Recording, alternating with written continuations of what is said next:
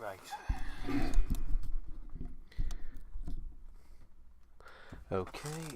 Should be live. Hopefully. Just check those mic levels on there. Yep. And so yeah, for those who are watching after this has gone live, hopefully this time. Oh, I see.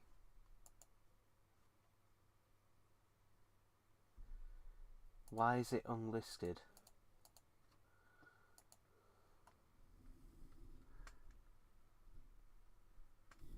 Why the hell is it unlisted?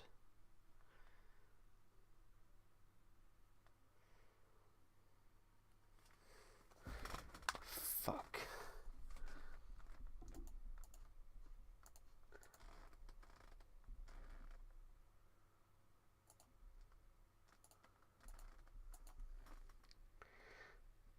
There we go.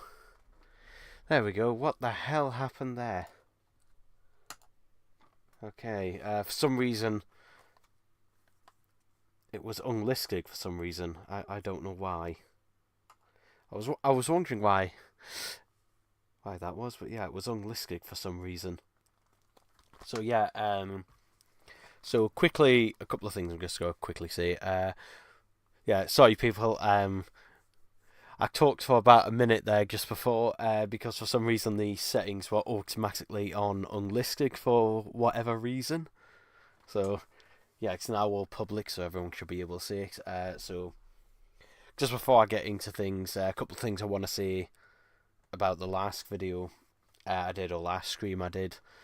So yeah, the BBC were not bloody happy with it. The video kept getting taken down constantly, even when I was showing images from the episode. They kept taking it down. Even though the copyright was for the giggle for some reason, even though it wasn't showing stuff from the giggle, I don't know why. So yeah, unfortunately, I just have to censor quite a bit of the live stream for that. And also, I was wrong about the TARDIS interior.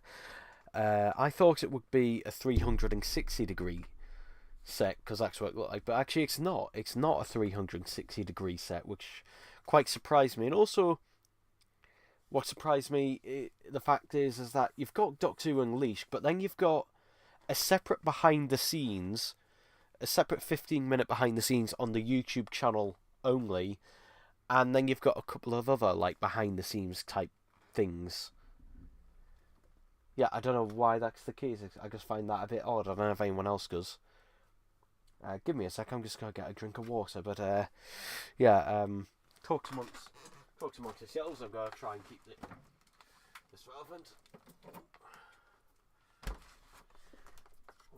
It's actually quite warm in here, actually. Yeah. Which makes a contrast outside. It's freezing, so.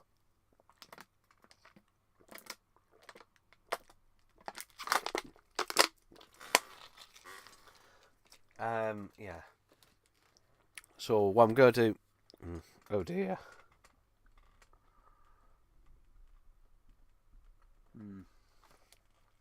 Oh dear. Is this thing still working? Is it still working? Yeah. So what I'm gonna do. Oh dear.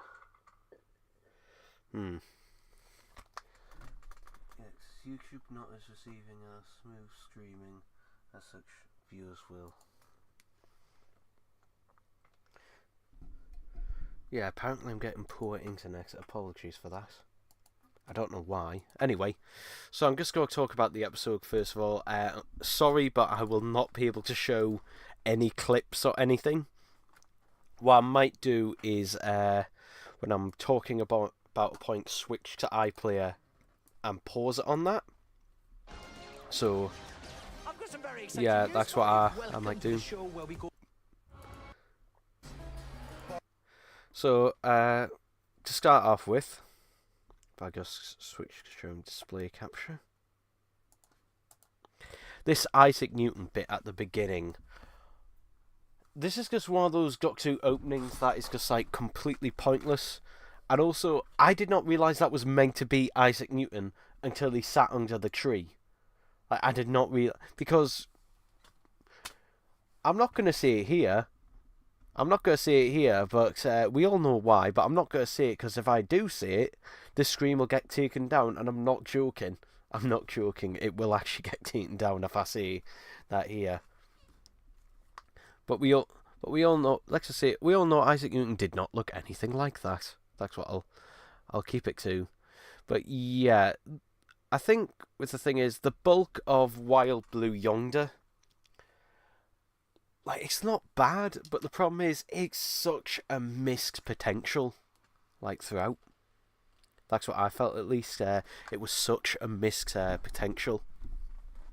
Because, again, spoiler alert, but, you know, it had an interesting concept, but I think part of the problem is that, one, also, God, the CGI, yeah, very mixed bag in here. Sometimes it looks alright, but there are other bits where it looks really, really bad.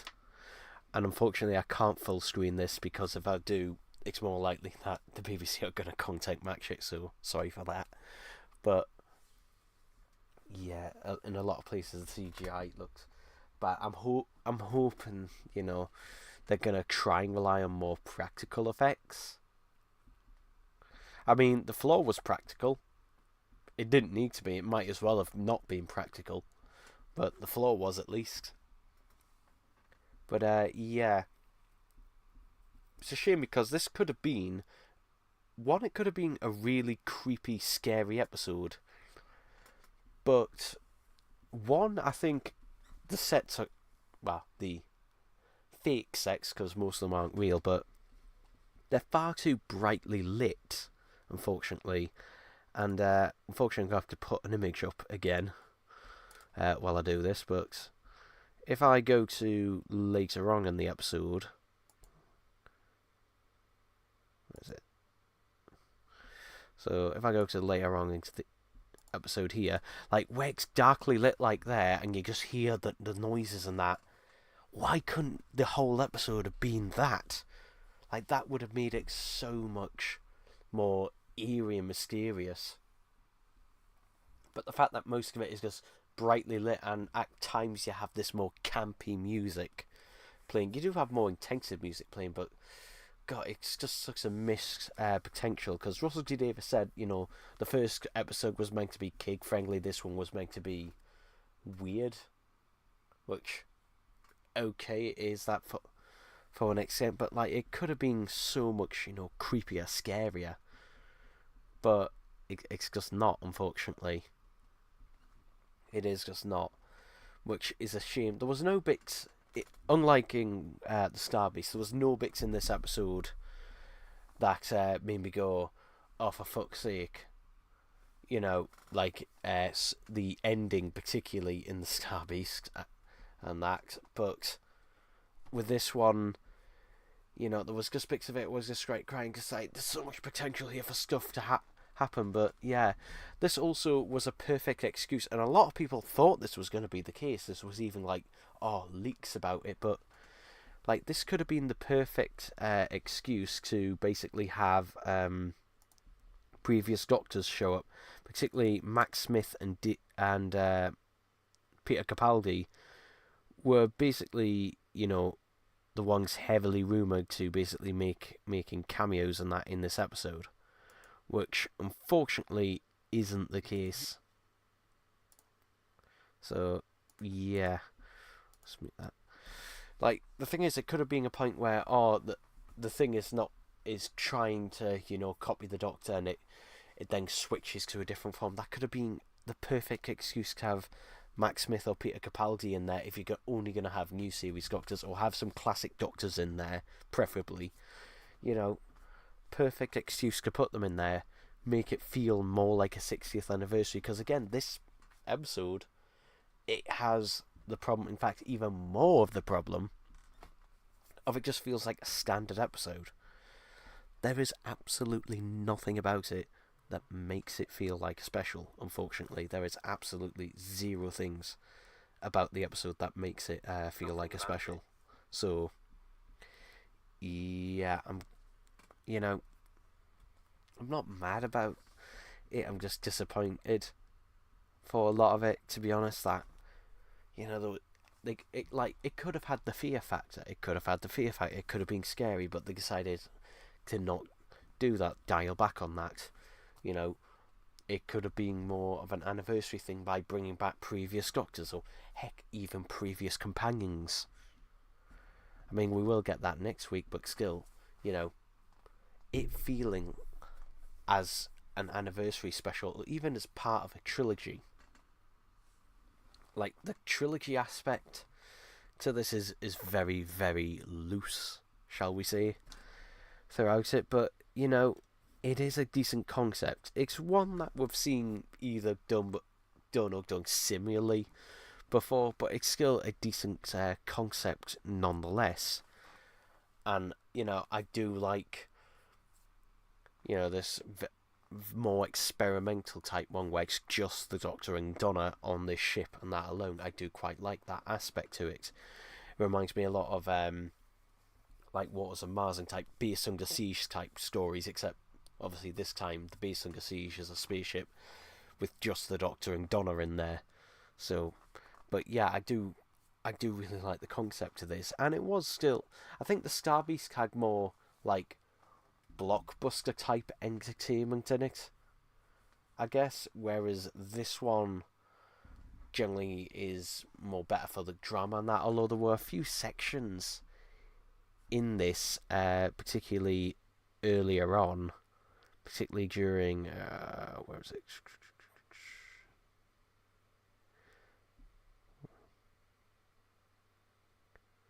There we go. During some of these scenes, the way the Doctor is talking to Donna and the sort of arguments and the pettiness in there, I don't know, some of the characterization seemed a little bit off. Like, I know he's meant to be a different incarnation, but it seemed off for the Doctor in a way at times. I don't know. There was just a couple of bits during that where I just felt a little bit sort of off kilter.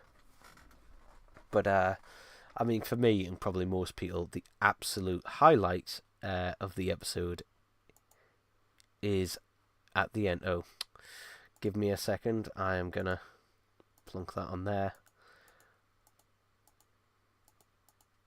While I'm gonna turn off desktop capture while I do that.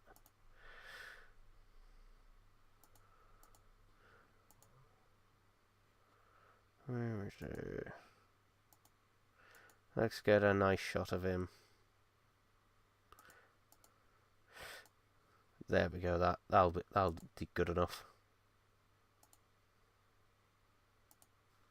So yeah, we have Wilf's return, and according to Doctor Unleashed, this is the only scene he did. Bernard Cribbins was able to do. They wanted to have him in the giggle and have him do more stuff. Unfortunately, that was the only scene he was able to do, unless there is a short possibility that he's at the very, very start of the giggle, possibly, maybe, I don't know, if there's a little bit extra, but yeah, but this is it, unfortunately. This, and it is a fantastic scene to just have Bernard Cribbins there one last time. But yeah, this is not only his final, scene in Doctor Who, this is his final role of his career, which is sad, but what a one to go out on. It was so nice and that to have him back there, even if it was so brief at the end. But it was just so nice to have him at the end there. So regardless of anything else, it's worth it just for that one little scene at the end. It is worth it, definitely, for that. There were a couple of unintentionally hilarious bits in the episode, particularly some of the initial chase sequence in the episode, which, again, I'm trying to find the exact bit. Like stuff like this where, like, am I meant to be scared of this or just laugh? Because to be honest, during that and the chase sequence, particularly when their mouths open, it wasn't a laugh out loud laugh, but it was just like, "Are you for real?" type one. It's like one of those things. I don't know if it's meant to be. I can't tell whether it's meant to be scary or it's meant to be funny. It's one of those ones where I'm not quite sure. It could be either or, to be honest. But nevertheless, it was it was enjoyable enough. I don't really have as much really to say on it. Really, yeah, I've got a lot less. It was just one of those ones where I'm just like, it's one of those meh episodes, to be honest, because unfortunately it just seemed to have a lot of wasted potential in there, and it didn't really seem to do anything with it, which, is a shame. I mean, strong performances from Catherine Tate and David Tennant across the board, but yeah, it just had this potential, and unfortunately it did just seem to waste it, unfortunately. So yeah, but maybe to spice things up a bit, let's try calling my two friends again and try and get them in on this and see what they think. So here we are. Here we go, hopefully.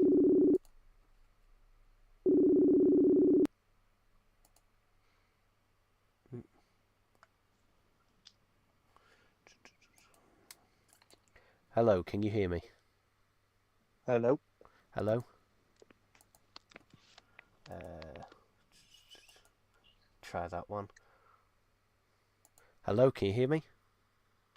Hello. Hello, can you... Yeah, I can hear you. You can hear me? Oh, good. Oh, good.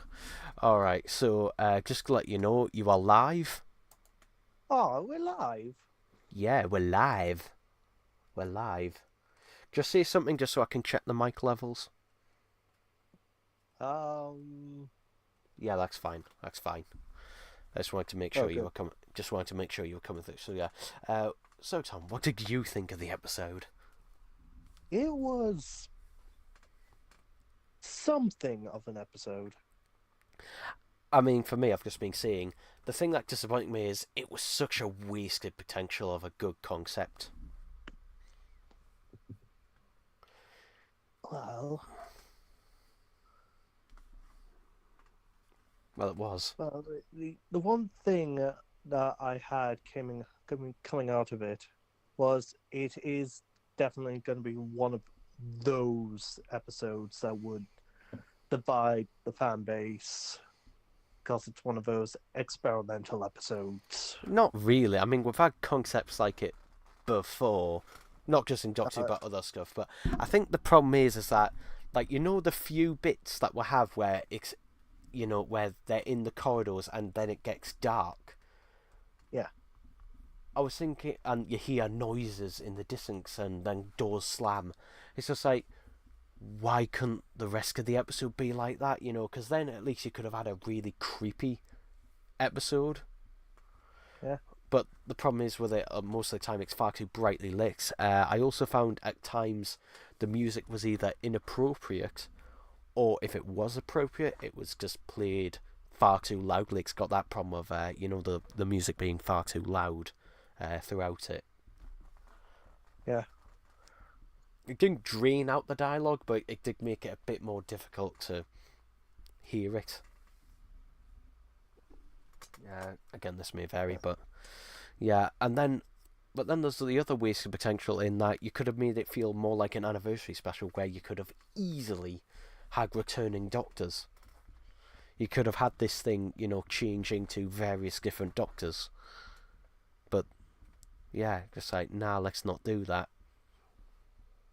I don't know if that was something that ever entered Russell T Davis's head when writing it.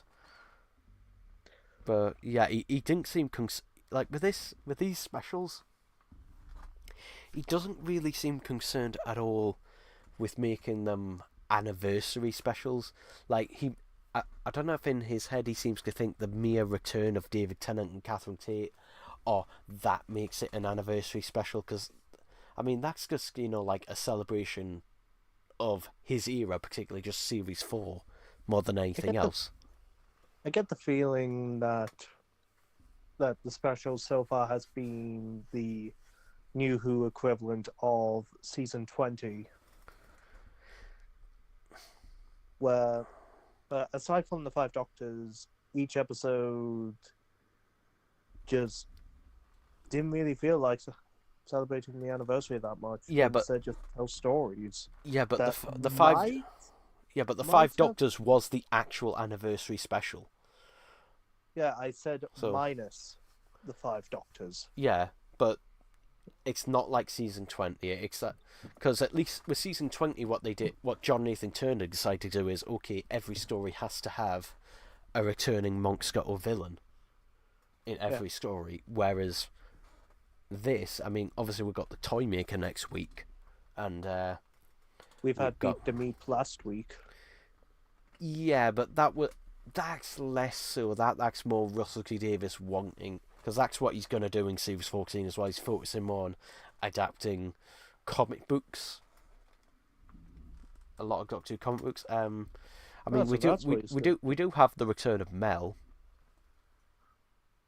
next week Blimey. because she is seeing part of that is seen in the background on one of the Disney Plus trailers, I believe.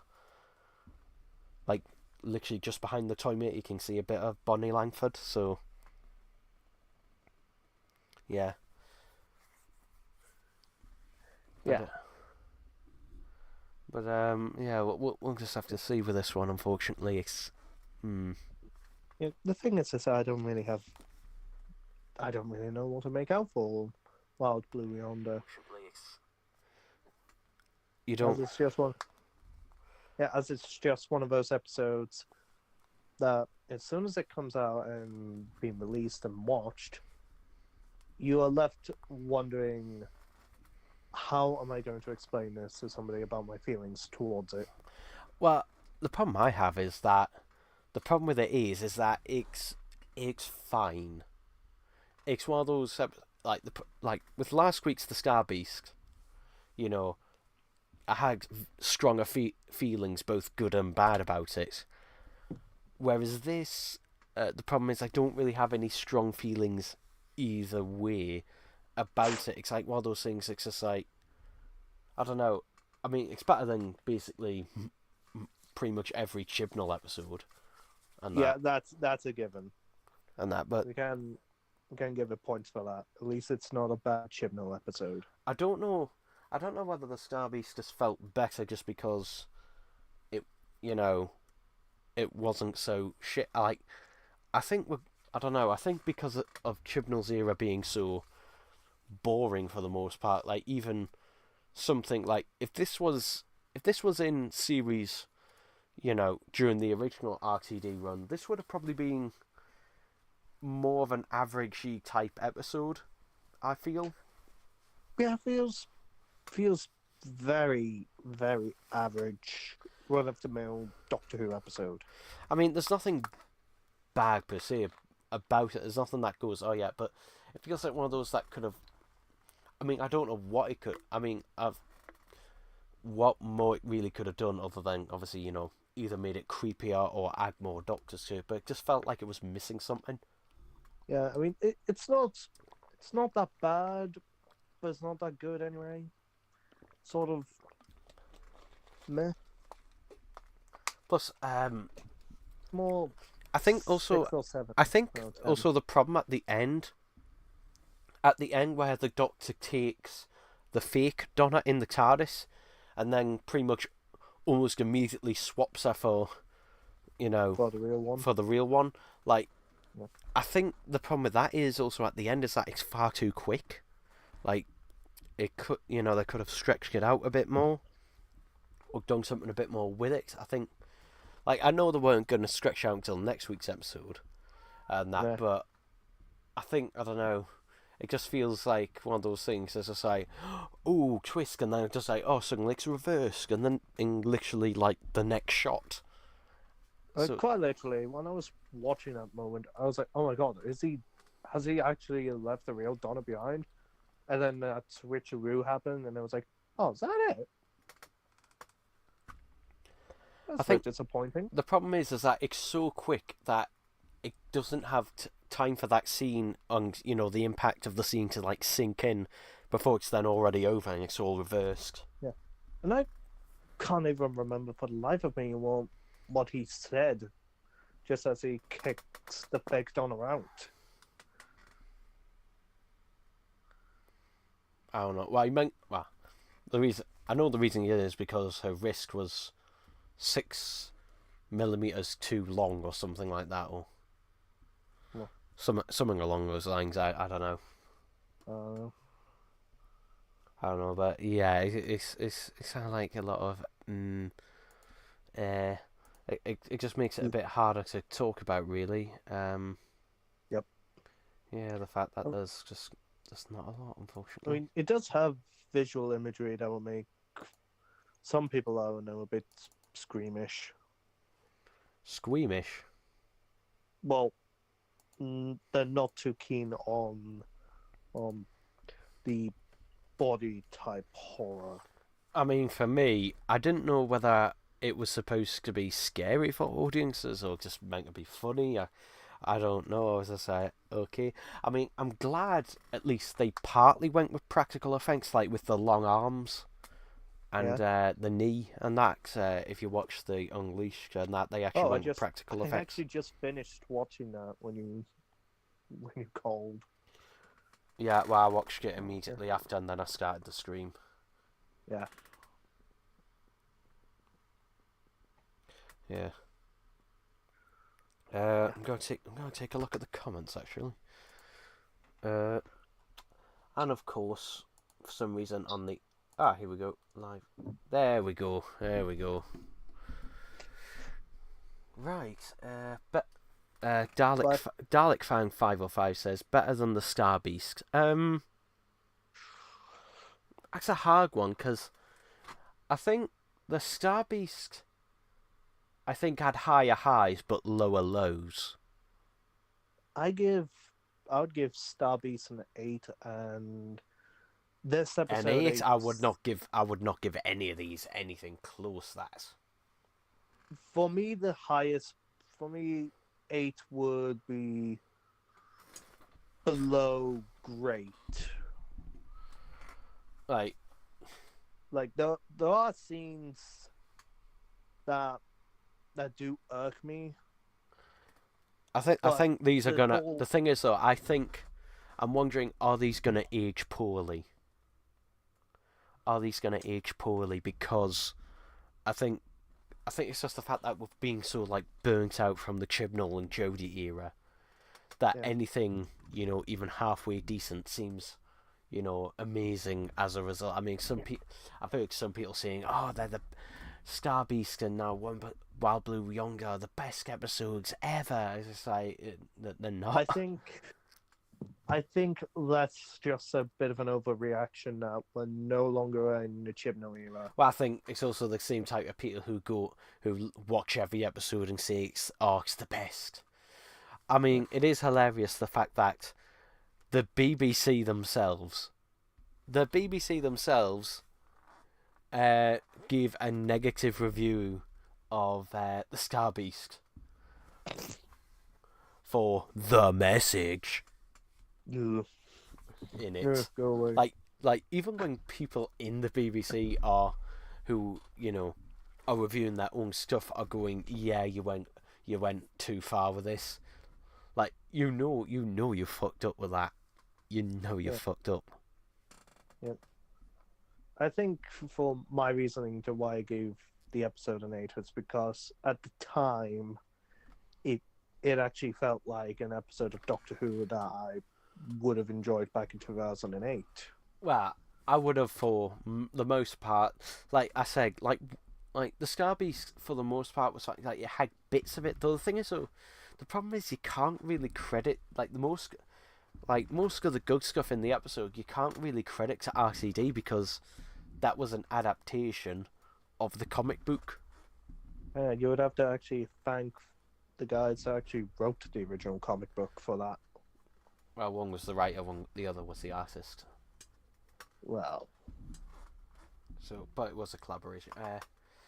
Well, you So, do have to thank both of them. oh yeah. Yeah. So, yeah. Well, I do know one thing that I can say about this episode. Go on. That I have a relative that would have fucking hated the opening. Oh yeah. I talked about the opening. The opening. I mean, for one, it's pointless. Why the fuck is it there? But also, That like, was my thoughts going into but also, watching that that's moment. not It's that a like pointless addition. like it was only when I was just like, is that meant to be Sir Isaac Newton?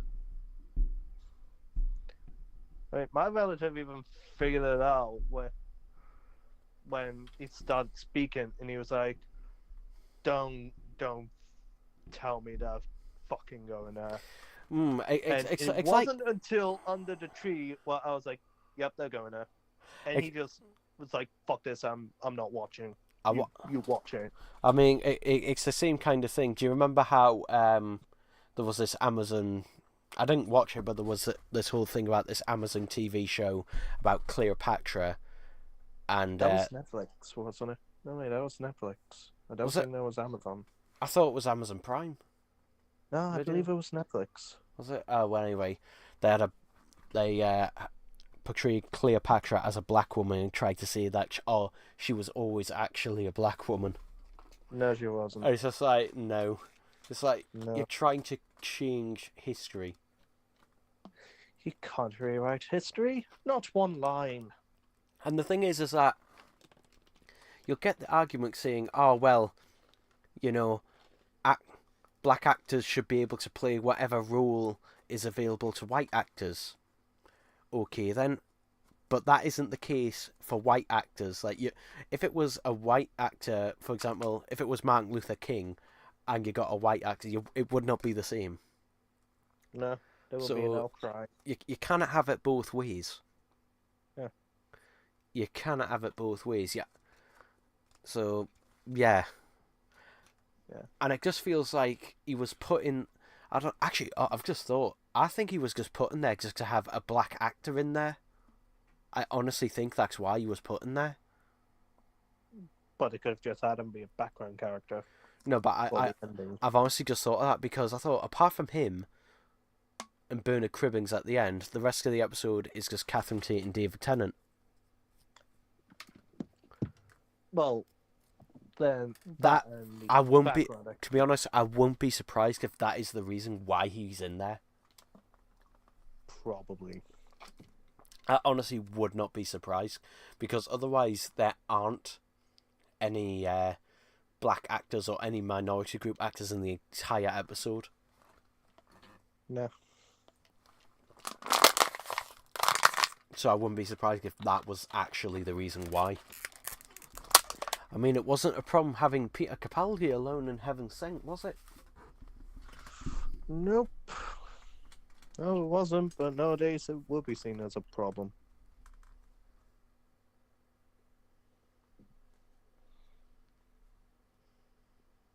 Well, anyway, I was looking at the comments there. I was reading the comments. Right. So, yeah. Okay. So, DarkFang505 says it made them feel empty. What was this even creepy? No, it wasn't. Shiny Wedge says 100% better than the Star Beast. Again, I made the same argument saying the Star Beast had higher highs but also much lower lows. So this one kind of coats the middle ground type. It's like average. Yeah, I will say, like, if they had have had a previous Doctor and that appear in the episode, then that would have easily put. Let's say it's better because Bernard Cribbins is in it. That's what pushed it over the edge. Okay. Oh yeah, definitely Bernard Cribbins. Shiny Wedge says they are they are confused on on what the villain was. I mean, the villain is explained as being a formless, shapeless, like, entity that basically. I just realised the villain is similar to the villain in Midnight, actually, where it becomes more and more like you the more it learns from you. I just realised it's like that. That's what's similar to it. Yeah. Was it flesh? Well, Um. I don't know about flesh bash, but it was physical. It was a physical thing. Except for that one time when it became a puddle with Catherine Tate's torso.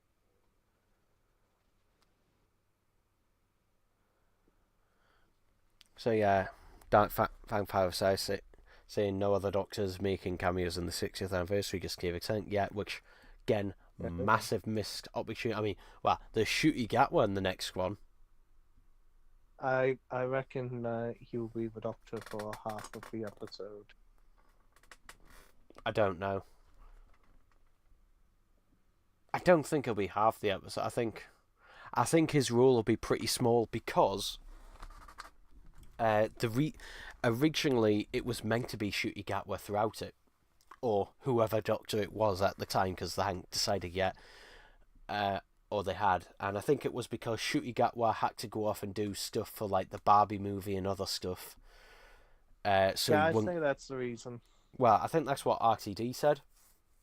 So he won't be available. So that's one of the reasons why, among other reasons, they got David Tennant and Catherine Tate back. Plus, both of them were keen to return. Yeah.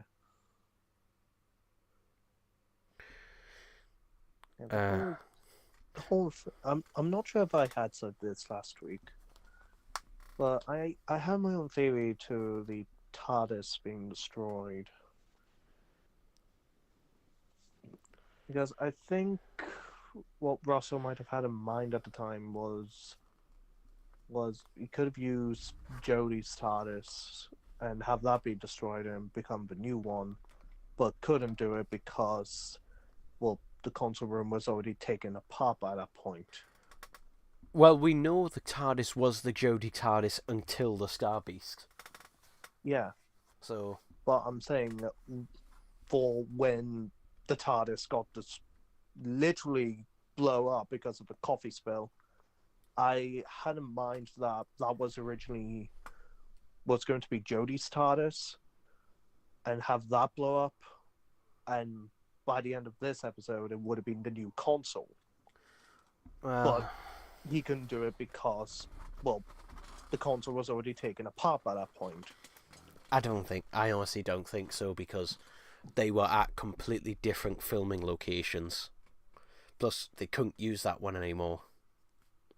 Well, I said. So that was never... I don't think that would have ever considered in his head. Just like how Chibnall never used Capaldi's. Yeah, because he wanted that to be taken apart and destroyed. Well, no, it wasn't. It wasn't destroyed. It was put in a storage. However, it's not confirmed, but bits of it may have been cannibalized for use in Tales from the TARDIS. Now, bits of Capaldi's TARDIS are on there, though whether they were permanently removed and can't be reattached, I don't know, because I know that one was deliberately made to basically be like an IKEA furniture pack where it could be disassembled and reassembled, so who knows? Who knows? Yeah. Hello, the General. I can't read that last bit, 19. Shreweg says, this ain't an anniversary at all, and for sure ain't special. It was meh as fuck. Okay. Arbin27 says, I really enjoyed this one. Also, Bernard Cribbins appears was nice. DW Boy 14 says, it's definitely a Series 4 anniversary. They could have easily had this thing take place in shape of a different Doctor. Again, easily missed out an opportunity there. Shiny Weg says, I will say at least the sex were nice, even if they were just generic based on siege sex. I mean, when they were physical sets, they were. When they were CGI, bit hit and miss. Yeah, it was hit and miss with the CGI. I noticed a few CGI effects did look a bit ropey.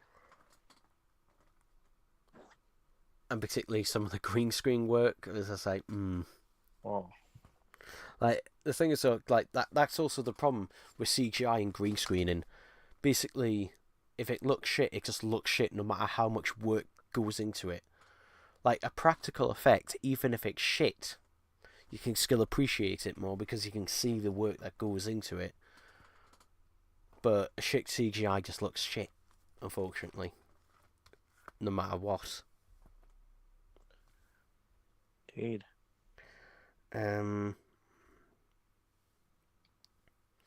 Garlic Fang 05 says, though I will say one thing, RTD's writing has massively declined. Yeah, the problem is, I don't know what I think it's more RTD is not really focused on telling a good story here. He is just more focused on pushing the message more than anything else. It seems with a lot of them, it seems more. Not so much with this episode, but it does feel like this episode does feel pretty hollow.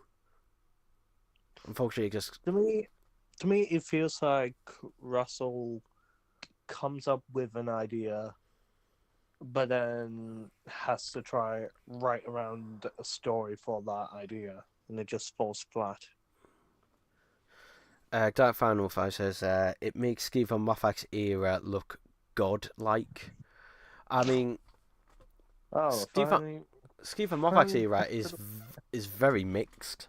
It's very up and down. It's hit and miss. I mean, Series that's 10 as an overall thing is really good. Yeah, I can agree with that. It's such a shame it ended on Twice Upon a Time. I kind of like that one. I mean, yeah, it has problems, but overall, I just found it enjoyable. I don't. I What can't it is. stand it.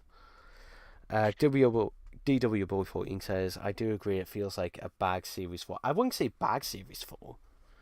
I wouldn't say bad, it just feels very mediocre. It's like one of those episodes that you would just have on the background while you're going through a Doctor Who marathon. Well, no, it feels like one of those episodes where you just, you watch it, like, it's not one you would ever particularly go back to unless you were doing a marathon where you were going through them all. It's not one where you just go, do I have to go? It's like, it's one where you just go, all right, let's go watch that. There's nothing bad about it, but it's just like, it's an easy skip.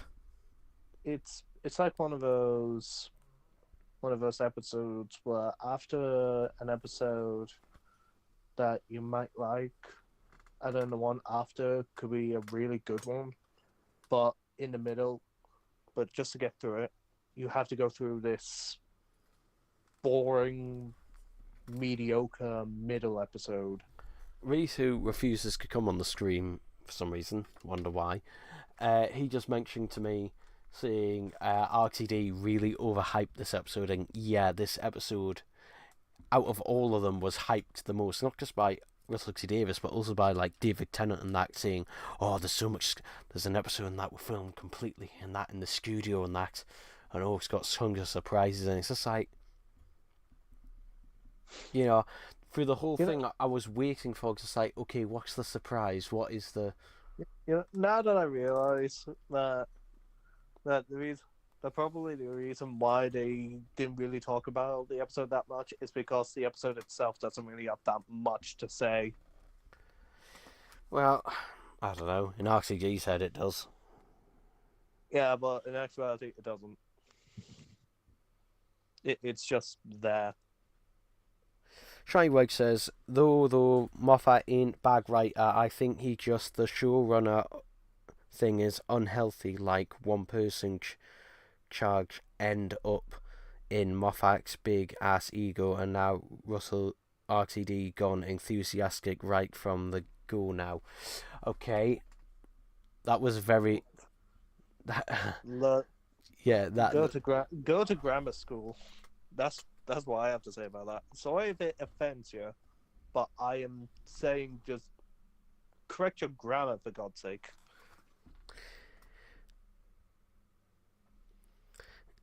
Yeah. Anyway, How do we respond to that answer to that question? I don't think it was a question. I think it was just their opinion. Probably. Unknown Ghost says they should have done a mini series, 6 episodes of David Tennant. Why?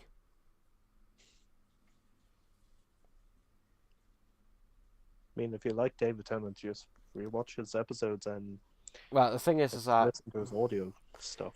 well, the thing is, I mean, it's no different from this. So, I don't get it. It feels like a Midnight remake to me, says DW Boy 14. Yep, fair point. Shiny Weg says it's a generic based on a Siege story. Tom, come on, not even slightly experimental. He says to you. Okay. I'm sorry, I wasn't really listening. Susan is apparently in next week's episode as well, according to DW14.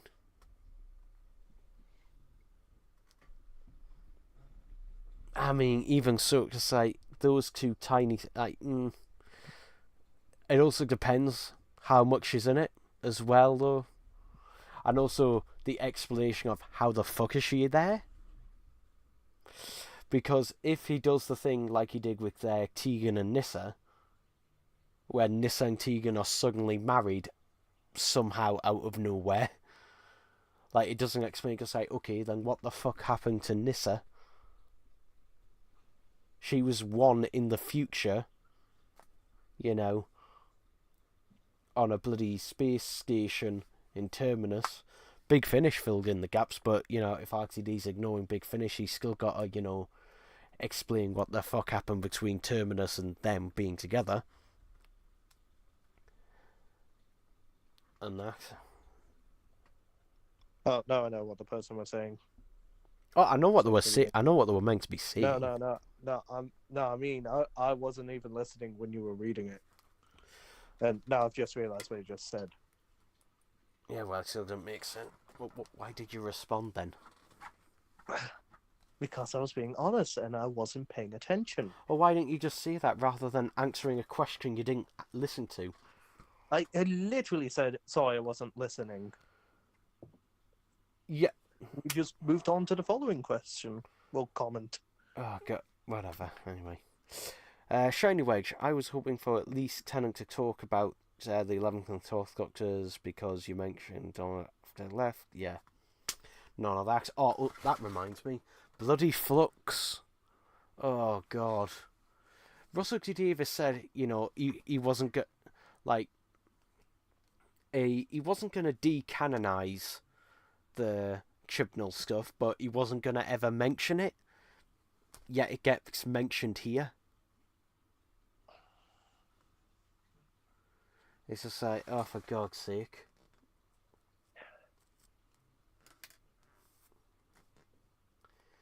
I mean, they didn't bring up Chimeless Child, but they did reference it. It. Like the Doctor not being from Gallifrey. It's like, oh, God. Can we not? Can we just move on from this? Can we just, you know, put that into the Doctor being half human from TV movie, you know, thing that we just go, yeah, but that didn't really happen type thing? Can we just do that? The comics did retcon that by saying no, he tricked the Master into making him believe he was half human. But then again, when did he have time to do that? Just ignore it. Just ignore it. Like Big Finish here. Just forget about it. Pretend it never happened. Then it doesn't exist. The General 19 says, I think Wild Blue Yonder was a good special episode of Doctor Who. I really liked it. Well, Good for you, because I thought it was meh. It was very meh. Maxie It Brown was says, I am the underwhelmed at the Russell keeping the whole episode a secret. I was expecting something big to happen. Yeah. I mean, yeah. Russell T Many Davis people. has been hyping. I will say Russell T Davis is much better at hyping things up than Chibnall was.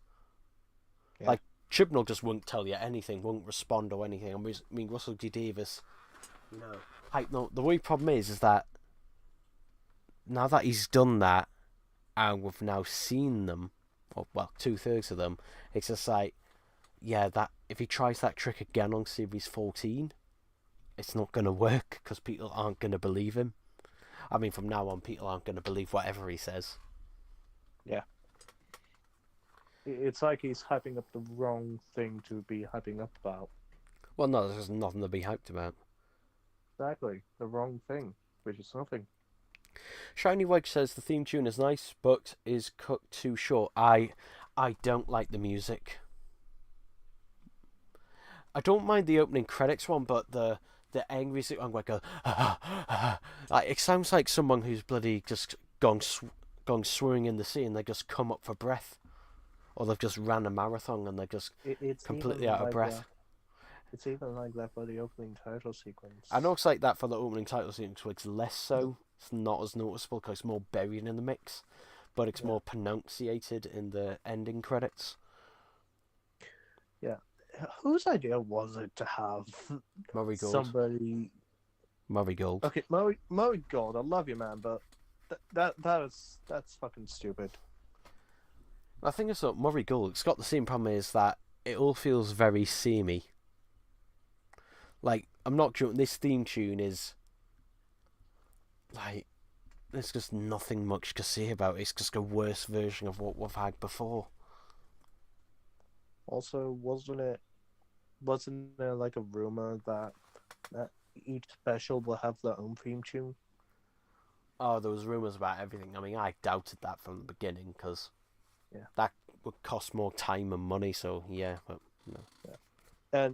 And now there's been a recent bit of news about how the flares are coming off of the TARDIS and the title sequence means something, and I'm like, Nah, well, I what think exactly? it's that's why I don't do predictions or watch prediction videos because it's bloody pointless. Because 99% of the time, unless there's actual evidence behind it, proper evidence rather than just speculation, it'll be wrong. So yeah. When you said that, I was like, I just thought it was a cool detail. There's no need to make things like that quote unquote important when it just looks cool as it is. There's no reason for importancy for cool detail. The 99 Doctor says, I am done with Doctor Who and the BBC. And Mohammed Allen says, Hi, I am a big Doctor Who fan. Big fan of Doctor Who, sorry. Okay. Well, nice to see you here. I'm not bothered. Just say, okay, I didn't think, I didn't think, non-Doctor Who fans would be watching this, so... Yeah.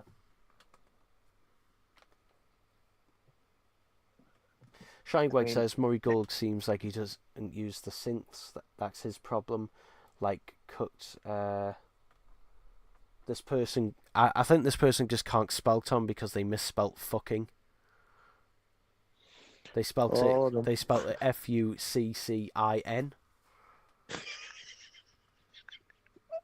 I mean, I'm dyslexic. And, when a dyslexic person knows you've misspelt, you're fucked up. Orchestral.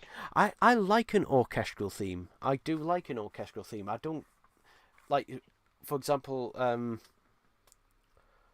I do like the previous Murray Gold themes. I do like it, an orchestral version of the theme. I do like it. So, yeah. And sometimes I do prefer it to a more generic synth, so... I don't think that's the problem with it. I think it's just like, just again, it's just same old generic. Armageddon TV movie theme was the best when it came to orchestral Doctor Who theme tunes. Yeah.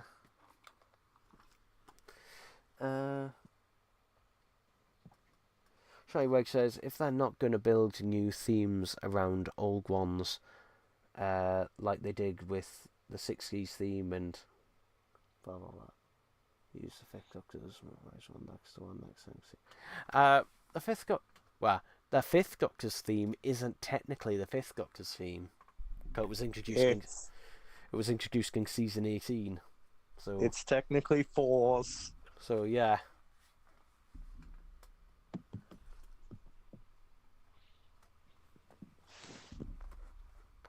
So I do really like that thing. I mean, all of the classic themes I do like.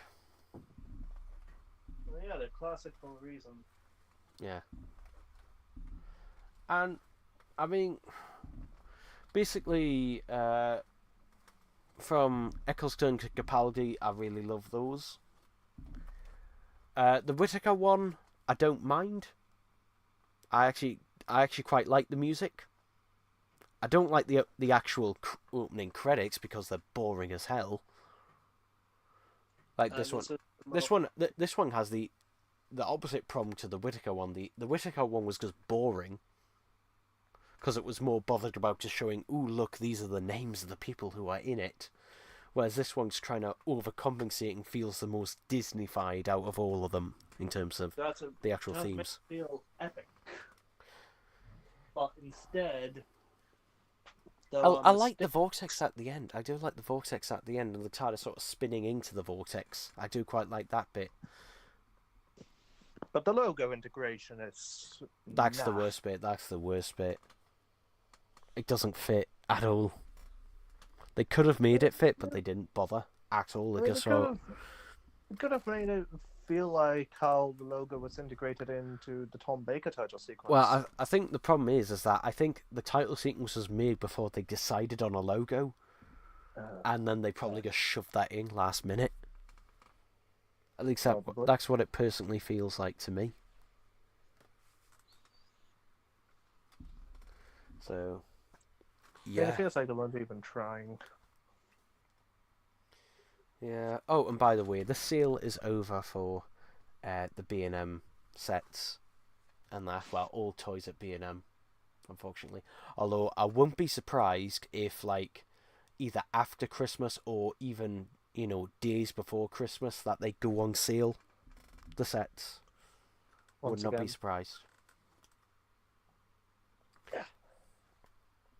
Yeah. Give me a minute. I'll go have another drink of water because I've been talking for a while. Drink.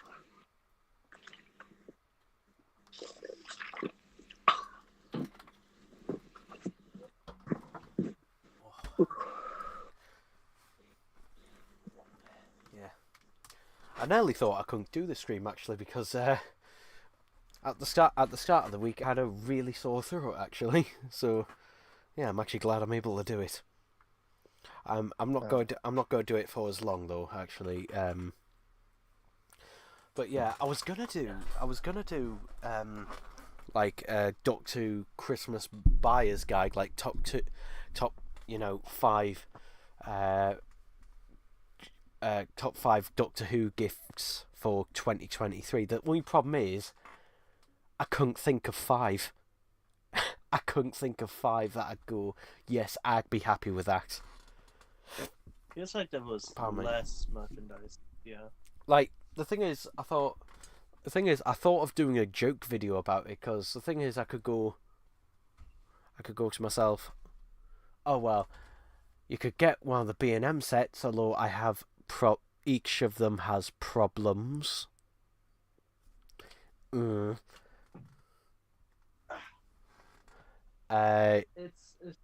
a massive shame that the only really good figure to come out this year. You could get the Sonic Screwdriver. Oh wait, you can't. Only really good. I did as well. Although I wanted to get another one.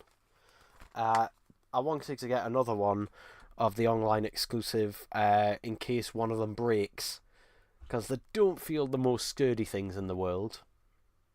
Unfortunately, And even then though... sold out immediately. Well, the thing is, I actually ordered one, though, when they were still in stock. But then myself and over 1,000 people got an email saying, oh, because I wasn't one of the people who tried to order one last time who didn't get one, they were prioritised first, and they said, oh, you'll be prioritised next time we get them in stock. Although there's been no word actually about them coming back in stock again. I mean, they should do. They'd be stupid.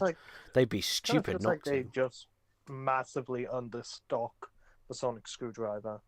Well, also it feels like you compare.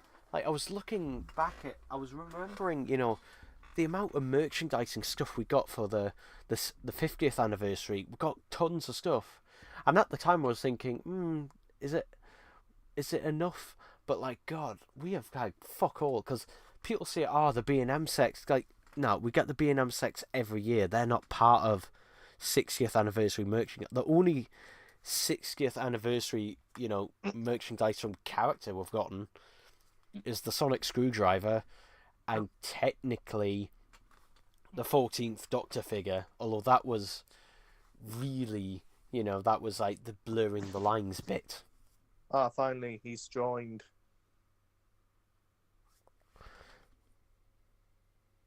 But he's not going to say a word. Hello, chicken nugget. You gonna say something, chicken nugget? You joined the call. You're muted, but you joined the call.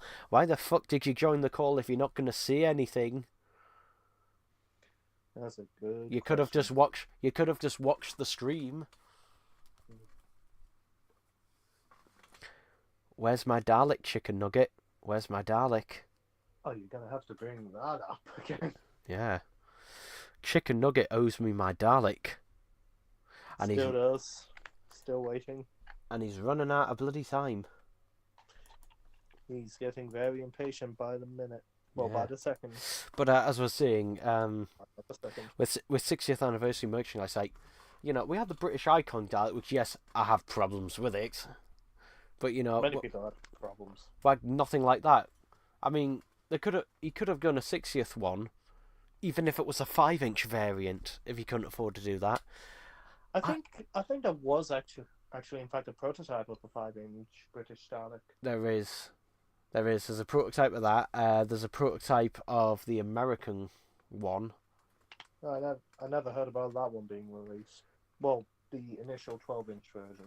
Well, the 12-inch version was never released. I think there was 2 or 3 prototypes of that made, and one of them was given away as a prize for something.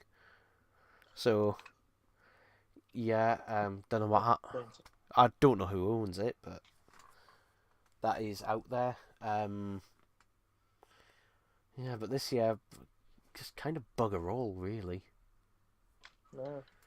Like, the thing is, like, David Tennant's jacketless, coatless, I should say, actually, for most of this episode, it's like, and because of that figure, just like, where's that variant, Alderaan? It's a fucking easy variant. You sculpted that initial figure to be able to, have that. You purposely said there will be no re-releases of this version of the 14th Doctor. Just like, where's that? The thing is, I think he was banking on there being 3 3-packs again at B&M. I think when he initially did that, he was banking on being able to do 3 3-packs at B&M. And then B&M went, no, we just want Daleks. Just double down on it. We'll take TARDISes and Daleks. And, Aldo was just like, but I want to do 3-packs. To say, all right, then 1 3-pack. We'll do 1 3-pack to, see if that one sells. And the thing is, it's not. The Deadly Assassin set is not.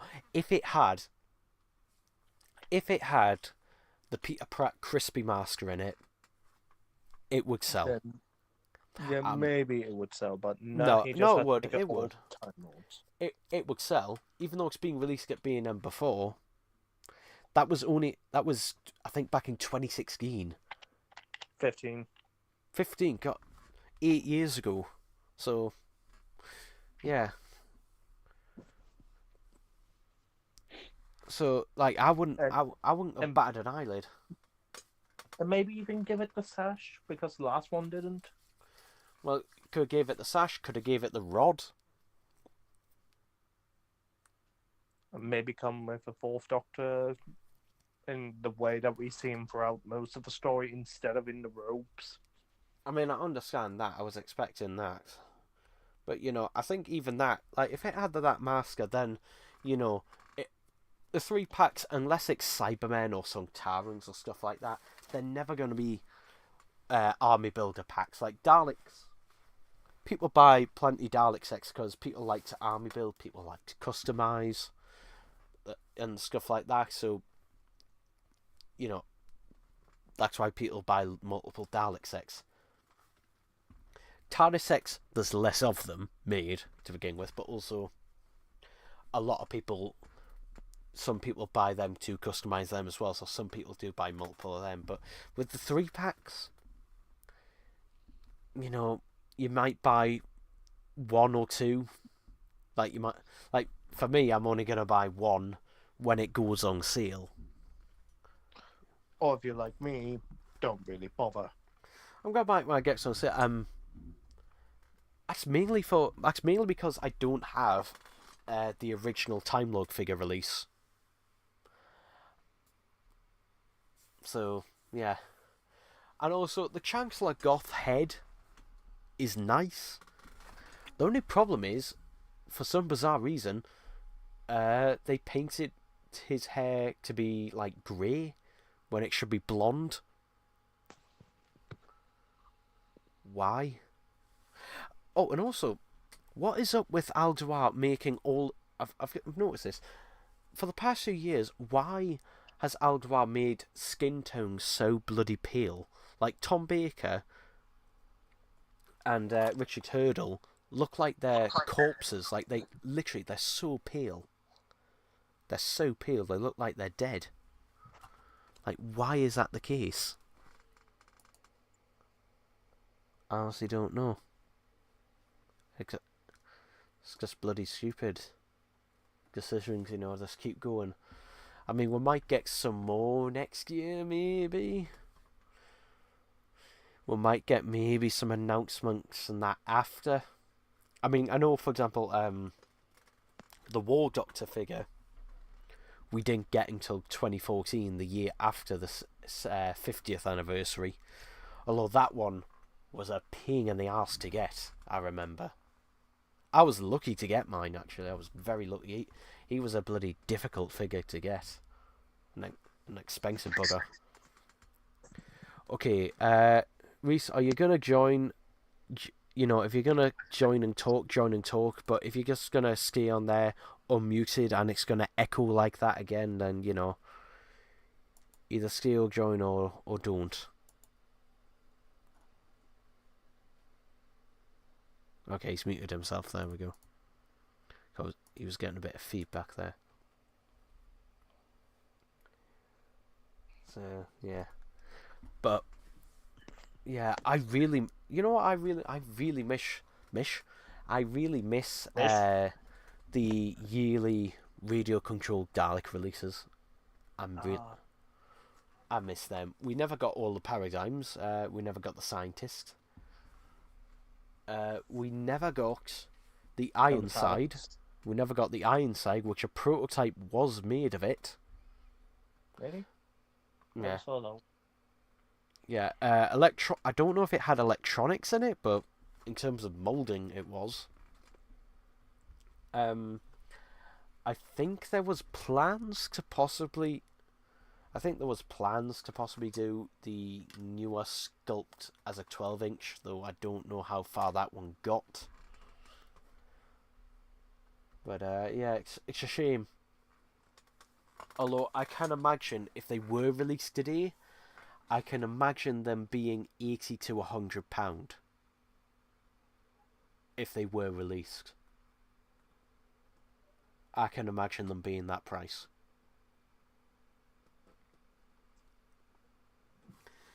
I miss the sound effects Daleks. I don't really. For me, it wasn't the sound effects. It was just the fact that they were in regular stores. It was a regular retail release. Yeah. So That's one, it made it one of easier the to best get. It made it easier to get, but two, it meant basically they had to compete with each other.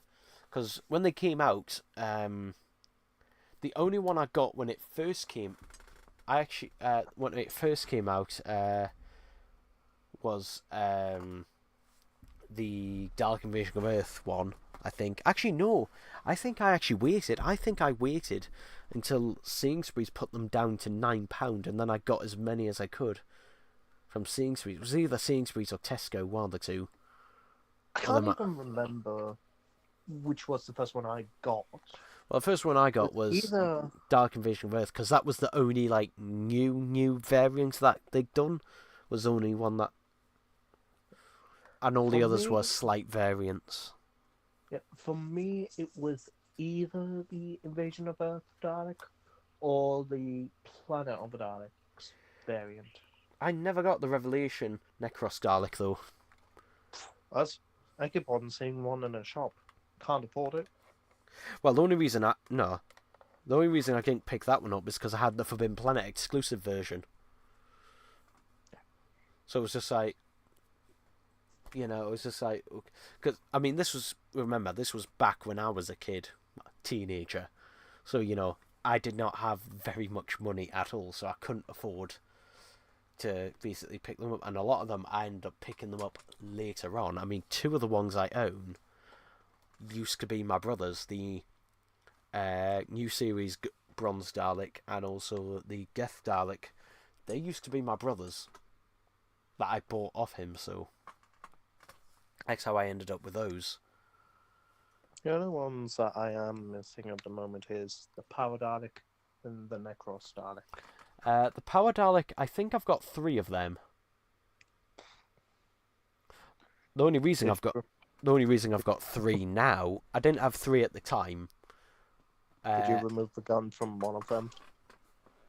No. No, I had one initially, but then later on I got one in a job lot, and then I found another one on eBay loose for really cheap, so that's how I ended up having 3. I believe, if I remember rightly, yeah. Although only 2 of them are working. I think that's why I got the third one really cheap, because it was not working. Like, it was missing the battery compartment and it was completely corroded. I could probably fix it, as long as the electronics aren't damaged, if it's just corrosion. But it's just like, why bother after making you battery compartment and everything? So I'm just like, why bother? Someone with a really long name that says, I wonder something, something, something. It says, I just watched Wild Blue Yonder and it was very, very confusing. I didn't find it wasn't confusing. Yeah, that's the one thing I couldn't say about it. Well, it was average. At least it wasn't confusing. I wouldn't have minded if it was confusing. At least then you'd have something to talk about more. No, it feels like this live stream is just drifting away from Wild Blue Yonder. Well, do you not remember what happened? Do you not remember what happened last week on the last live stream? God. Oh, he left. Just realised he left. He was gone before we knew him. Yeah. Shiny Weg says, Aldebar doesn't make or sculpt anything, Six-Sec. Like he said, in interviews, he doesn't handle any of the... Yeah, I'm not saying Aldebar makes the sculpts. I'm not saying he makes the sculpts themselves. I'm not saying he physically makes them. But he has... He designs them. He is the designer for most of them. Well, for basically all of them from now on. I'm not saying he physically makes them himself. A factory in China does that. I'm not, I know that Aldebar isn't sitting at home physically making a sculpt out of tin and that, or whatever, steel molds and that. I know that. All stuff has gone by. Egg Bennett Ward. And he rings. Yeah. The thing is, though, he only credits Ed Bennett now. He didn't credit him for years. And it's only now that he's getting backlash, now that he's starting to credit him. Yeah. Aldwar only seems to credit other people when stuff is thrown back negatively, so then he can say, oh, well, this other person was responsible as well. It's just like... Because then it was like, hey guys, check out what me made. The bottom line is, Aldwar is in charge. He has final decision over everything. His fault. It's his, basically his job is to take responsibility. Except he doesn't. Nope. Instead, he'll either ignore or blame everyone else. Shinyweg says, I'm surprised they never updated the 12-inch Daleks in the revised mould. It would have been expensive, but well, the reason is that they never did it is because at the time, basically the plans were to just basically abandon that design and just go full paradigm. So that was why we didn't get the Ironside, because the plans were just like, oh, paradigms from now on, why bother putting the money into a type of Dalek that's no longer going to be used. Obviously hindsight now, if he had done that, then there you go. And then the fan backlash happened. People also many other things. People also forget the first time that sculpt, well, that in terms not physical sculpt, but in terms of the renders for that sculpt actually used, was actually the 18-inch Dalek, the 18-inch voice interactive Dalek. That was the first time the revised sculpt technically was used in terms of a render, and then scaled down for the 5-inch version. When was this? 2007.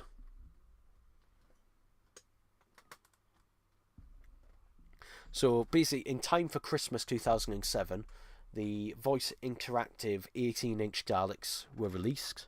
There was 3 variants. So there was standard bronze, there was an assault one. I don't know if the assault was exclusive to anywhere. I don't know. There was also Dalek Sec, which was exclusive to Toys R Us. However, when they were initially released, they were £100, and unfortunately, they did not sell very well initially. And before Christmas, so not even January sales, before Christmas, they were reduced to £50 at most retailers, so basically half price. This included places like Debenhams, which is where I first got to see them in person. And I remember, I've told this story before, but I remember seeing them and looking at them in awe, and my mum basically turning to my dad and saying, oh, look, they're £50 here. We should take the other one back and get one from here, which is exactly what they did. They put, which is not very subtly. Not very the thing is, they already bought one for us. I didn't even need. I don't know if I'd asked for it or not. I can't remember. But they'd already bought one for us for £100, and what they did is they bought another one from Debenhams and took the initial one back because it was £50 cheaper. The thing is, though, I wish they'd bought us too. Annoyingly, also, I never saw the Dalek Sec at my Toys R Us. The only place I ever saw Dalek Sec basically was at the Who shop in Blackpool. That was the only place I ever saw him at. I don't even recall seeing the 18-inch Dalek figures being sold. They're radio controlled. Anywhere. They're radio controlled voice. Oh, they were everywhere. They were everywhere. Basically, pick a toy shop, they had them. I don't recall ever seeing them at all. Well, probably because also you're a bit younger than me. Could be. Well, yeah, you are. Well, you are younger. You are a few years younger than me, so I'm saying that could be the reason. that's most likely the reason. Plus us. But yeah, the thing is, though, Reese actually told me, my friend Reese told me, that he actually got his Dalek Sec for £30 from B&M because B&M at some point got the voice interactive Daleks in, and they were reduced to £30 at B&M at some point, which must have. Oh, speak of the devil, he's back. Which I never saw them in B&M round here, so which is unfortunate. But yeah, he's just had like one Dark Sec. Now I did obviously, if you've watched my channel, Yeah, that's if you've watched my channel, you know I do have the Dalek Sec. I did eventually get him off a bloke on, I think it was Gumtree. that is why I joined. You mentioned that I found one in B&M. Yeah, well, I have, let's see, one, two. Now, I have all 4 of them in fully working order. I also have a Supreme Dalek in bits. Because, in fact, actually, no. I've got a sealed Supreme Dalek as well. A sealed 18-inch Supreme. And then I've got a Supreme Dalek that's out of box but fully working. And then I've got a one that's in bits because I had 2 Supreme Daleks. One of them was my original childhood one, and another one I'd gotten off eBay. And basically, both of them had issues, and basically, I made a hybrid out of the 2 of them to get a working one again. Oh no. Oh no. He made a Series 9 Supreme. A He hybrid. made a hybrid. Nah, if it was Series 9, it would have that metallic, almost that really shiny finish. But also the hybrid. Yes, I know, He Reese. made a hybrid. A hybrid. Yeah, the Dalek Sec. It's a hybrid. I don't know why so many. I still get people who say who go on. You know my initial video. I had someone the other day go on my video where I show the Dalek that I've fixed my 18-inch Dalek Sec, I think it is, and I keep getting comments saying, "Oh, you should do a video on how to take them apart. Why didn't you do a video?" I have.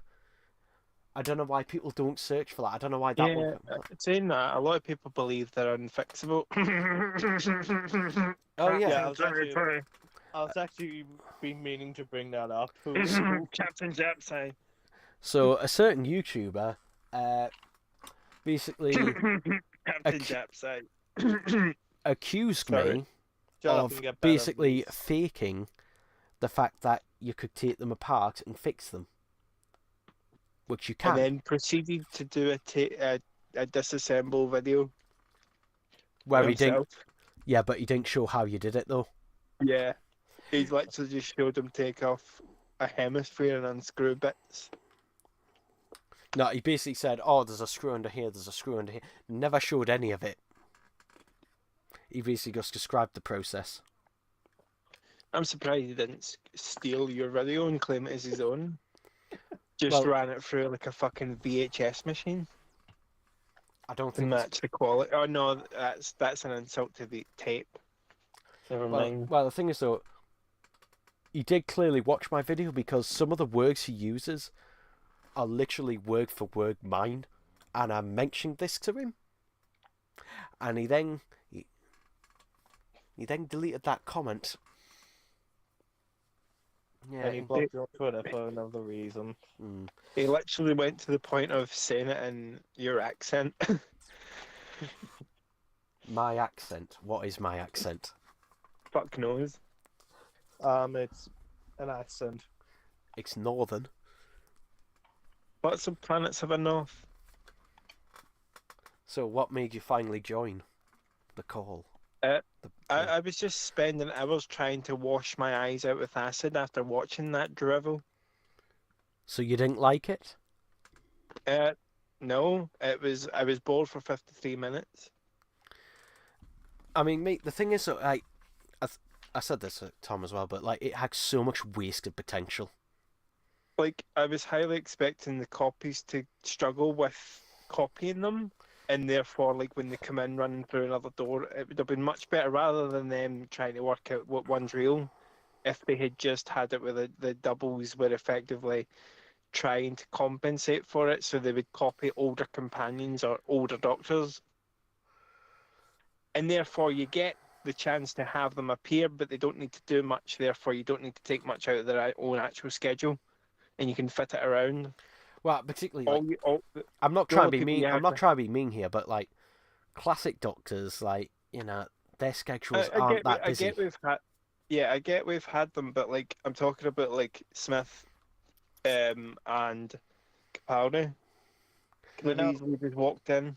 We all know that Capaldi will not come back for the life of him. Yeah, but he might do it for that, especially for the 60th, and if it's only like a one little thing and he's not technically Not playing the even- Doctor. Even if that was the case, he would still think it diminishes his departure.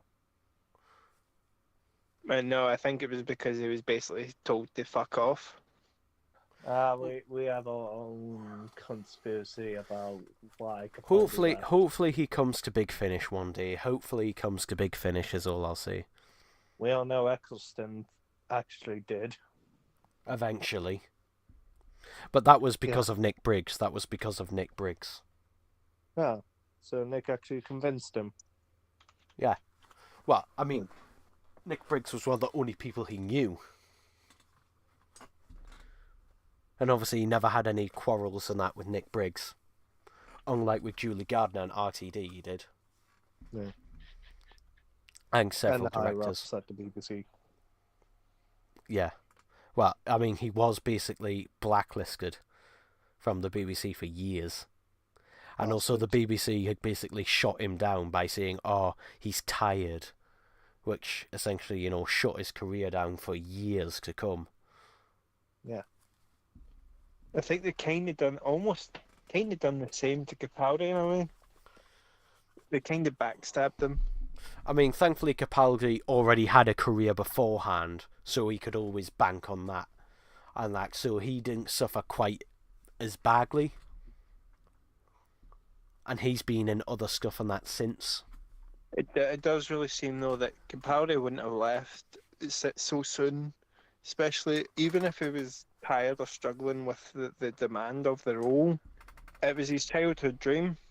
Well, basically, I mean, the initial rumour is, is that basically Peter Capaldi was told by Chris Chibnall, if you continue on to Series 11, then you're only allowed to do 5 episodes out of the 10, and then you've got to leave. Yeah, and also I think he had to do it at reduced pay as well. He had to take a pay cut. Yeah, it would. Well, I think that was something that was added later. He wouldn't have get paid for the same. I think that was another way to make him leave. I think Basically, I think it was just like, I'm not going to pay you what you're worth. I think Chris Chibnall just wanted to do everything he could just to dissuade Peter Capaldi. And I think the fact that Moffat was leaving as well, and that was also just like, I'm not saying it wasn't his choice, but it was like the thing of just like, either you leave, you choose to leave now, or you're going to be forced to leave later. Yeah. Capaldi would have totally done it. I think Capaldi would have, if he could have, he would have tried to beat Tom Baker's run. I don't know. I don't know if he tried to do that. I honestly don't know. I certainly think he would give it a run for his money. I think he'd have done at least 5 years. But I think things definitely ended a bit sourly for him. I think. Yeah. But obviously a lot of these are under non-disclosure agreements. I mean, they're probably Yeah, they would have. never say anything. Well, about the it thing is, until they've it expired. expires. They would have expired. But the thing is, you don't want to say that when you've still got an active career. Because then there's always a chance that they ask him back as well. Well, no, that basically also, because if you say that, then other studios or other people are not going to go, don't hire Peter Capaldi, he's going to bagmouth you afterwards and that. So that's why, you don't get these stories for years and years and years. But yeah, he's got every right to, because they were assholes to him at the end. I mean, that's why we didn't get the one with the stuff with Eccleston. We only got the stuff with him after basically his career had started picking back up again. Did you notice that? It was only after, No. like, it was after his career started to pick Yeah, up a bit his again. career had already been in tatters because of them. Yeah, but during between 2012 and 2016, his career started, climbing up Then I again. think he kind of made peace with Doctor Who in terms of coming back for Big Yeah, Finish. because I remember he was in Thor: The Dark World. He played the villain in Thor: The Dark World, and He then did from consider was a shit. as much as he declined it, he did consider doing the 60th because it was at least Stephen Moffat. you mean the 50th, it 50th? wasn't sorry, yeah, Yeah. the 50th. Yeah. But then he just couldn't, and he decided, nah, I better Well, not to. I mean, he's in Big Finish's version, which, although Big Finish's version has its own problems, it's more of a 60th anniversary than this is. Yeah. Yeah. How do you know? You Call- haven't listened to it.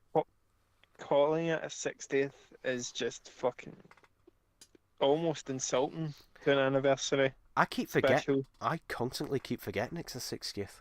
I keep forgetting because Also, I think it's a bit of a dick move not to dedicate this episode to. they did dedicate it to Bernard Cribbins. No, not the actual episode. No. Yeah, they did. It's at the end of the episode in the credits. Yeah. Did you not see that, Reese? I didn't notice it. No. It I was in noticed big, Doctor Who massive. Unleashed. It was in big, massive letters at the I end. noticed it in Doctor Who Unleashed. Did you not Although stay to the end of I the? did turn over before the credits had fully finished. Right, because it's literally at the very, very end of the credits. Like That- even I noticed that. Even I noticed, and Yeah. So. yeah. In fact, I'm playing it now, and I'll. It's a shame though. It's the most dullest episode they've dedicated to him. But that is He's the only highlight. There we go. There we go. Right. So I'm just gonna put this on screen to show people. There it is. Oh look, in big massive letters, in loving memory of Bernard Cribbins.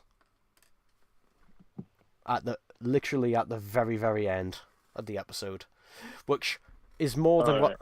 which, I mean, Yeah. I think that's better than what they did. Like Barry Lex was very. Remember his was at Waters of Mars, and his was very quick and short. So at least this one's a bit better. I think because also he's in the actual episode. But yeah, hardly. But they wanted to do more with him, but obviously, he passed away Yeah. before they could. I mean, it was. I think it was. Yeah. If I remember rightly, it was like a few weeks after they finished filming. I could have seen fucking Wilfred Mott. I don't know, like batter the toy maker Yeah. or run over his foot on his wheelchair. Oh, yeah. Wheelchair users, Reese can only can't have people in wheelchair doing things that aren't good. Oh, Yeah. no, certainly not. No. I've got the Christmas garlic out. It's got batteries in them again. Look up. I'm God. going to spend my Christmas with a Uh, dad.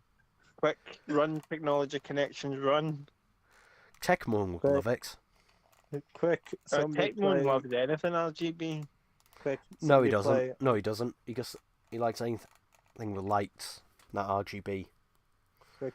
Somebody play. I'm gonna spend my Christmas with a Dalek. I've Oh got. no, we I can't play that. Copyright. Who cares? Yeah. Now, Reese, where is the Dalek that goes alongside this one? I've had a space.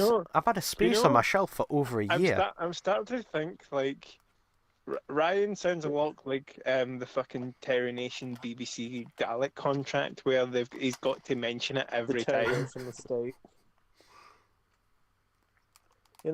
I'll Really, should I I'll- start charging you fees then for not meeting the No. criteria? I'll leave you to your Dalekness as I gotta get going. You ain't fucking leaving me with him, Yeah, I'm leaving you with him. bastard. So, Well, yeah, to be hope fair, you all- he had me all to himself for so long. Because Oi, shut you up, weren't not John like for that. so long. It totally is like that. Used No. to. No, it's not. Anyway, If anything, I'll it's get you a two friend, that are like Ryan. that. I'll leave you to be. Have fun. Hope you all enjoyed me being here. Bye bye now. See you next week. Oh yeah, we got another one. It's just like, oh yeah. Although hopefully this might be the better one, although and ever to do all this in, Well, it's going to be it's got- messy. It's got Neil Patrick Harris. Yeah, it's going to be messy.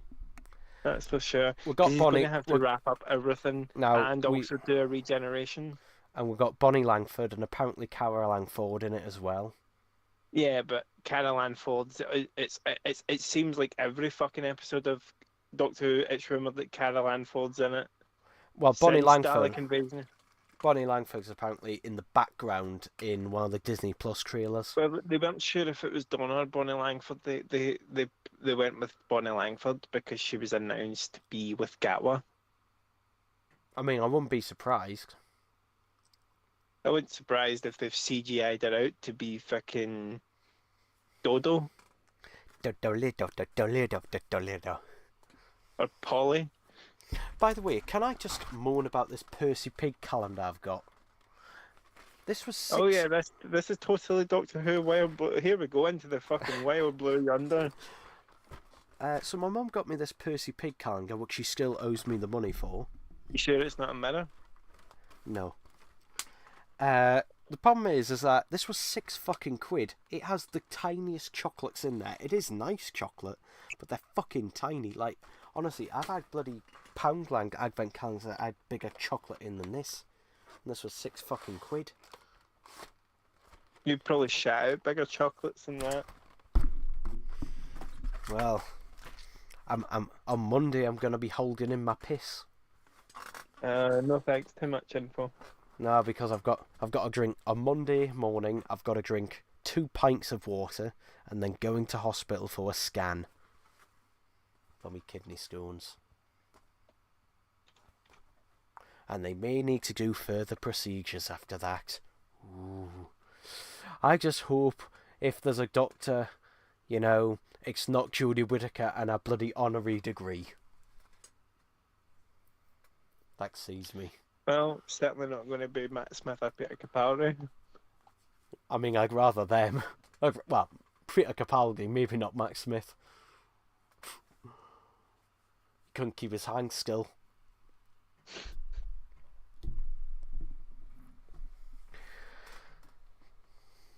So, yeah.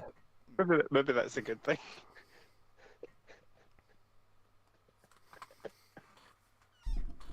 Well, you'd want Matt Smith hands all over you, wouldn't you, Reese? No. Yes. Oh god, I'm just thinking, imagine they had made those big hands from Matt Smith. Big arms. They wouldn't have made big hands for him. Also, they go around saying like, oh, the you know when they're scanning Tennant, well, they take all the images of him and Doctor Unleashed Yeah. and like that. His arms were made from these very similar scans. I'm assuming the scans they're showing us are from when they took the stuff for the action figure.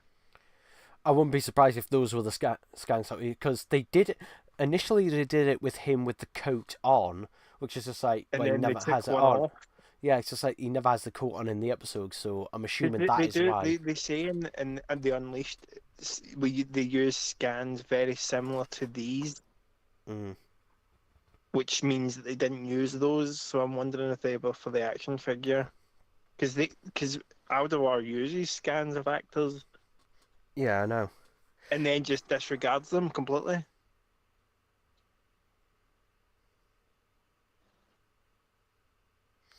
He very much has them based upon them. Can you make heads and not tails? Okay. Shiny Wedge says, is it true what PPL say about classic Dalek being adapted from the revised mold NSD? PPL say that's why the classic Dalek got the insufficient... Sculpt looks... No, What? the sculpts are different. It's hard to understand what Shiny Wedge says because I think they're trying to mention the fact I that think they're a is the kid who classic can't Dalek spell. is the classic Dalek adapted from the old new series sculpt? No, there's too much work involved. It's just a new, and also they weren't done digitally. Oh, is that what? I was confused on what the fuck he was asking. I think they're trying to mean that the 5 inch, well, if I'm right, that the 5 inch classic Dalek is it based on the No, sculpt they used it's for not. the 2005 No, new series Dalek. is the answer. No. They weren't done digitally either, so they couldn't just adapt it for that. Don't think they were done digitally by that point, were they? No, it was like it was really. It wasn't until I don't know if 2008 that they were properly doing digital scans. I don't know if the first one they done was the update of the Dalek, wasn't it? Yes and no. That was. Or at least It wasn't It wasn't a digital scan of it. a digital sculpt. Oh, right. Is that the first one done with a digital sculpt? The re-release Yeah. of the 2008 Dalek? Yes, it was, because it was as I said before, it was initially used for the voice interactive Dalek and then I scaled think the down. 18-inch one is the first time they've ever done a digital sculpt. Yeah, basically they used the same thing and scaled it down, and obviously had to change a couple of things here and there. Yeah, Aldebar also doesn't understand when you shrink a sculpt down, you have to adapt it. Detail. Yeah, you lose detail and you have to adapt it to that. Yeah, because he then shrunk it down even further. I mean, to be fair, it still looked decent at that size. And for some reason, it had 4 rings. For some reason, why? 4 rings. The 3 3/4 inch one only had 4 rings on the eye. Oh, yeah, I think it was just because I don't know. They probably just combined it into one by scaling it down at that size. No, because they were all separate rings. The thing is, though, like the classic Daleks had 5 rings still, so it's like you couldn't fit an extra ring on there. It's how they are. Just accept it. It's Aldebar. He's lazy. There we go. That's your answer. Tom K says, "Where is Gorm Bennett?" Good question. I actually tweeted at him the other day asking him when is he going to make another video about me, but never got a reply. He's away into Wild Blue Yonder. Tom K says, "Classic Doctor's schedules are too busy." No, they're not. Oh yeah, too busy with them sitting in the house recording Big Finish. Yeah, basically, for those who don't know, a 2-hour Big Finish, a 1-hour Big Finish is recorded over the course of 2 days. And these are usually either recorded at a nearby studio, or if not, at the actor's home. For example, Tom Baker does all of his from home basically from lockdown onwards. He did all of his from home, and afterwards never bothered going back in the studio. Some of the actors still do go to the studio because they do like to meet up, or if it's just convenient for them, like if they're on their way to somewhere and that. But yeah, most classic Doctors, most of them basically spend their days either doing big finishes or going to conventions or minor TV bits here and there. Let's see. I mean, you gotta remember, most of them are in their 60s or 70s or 80s. Well, most of them in their 70s/80s now. McGann's in his 60s, Capaldi's in his 60s. Okay, so there we are. Okay.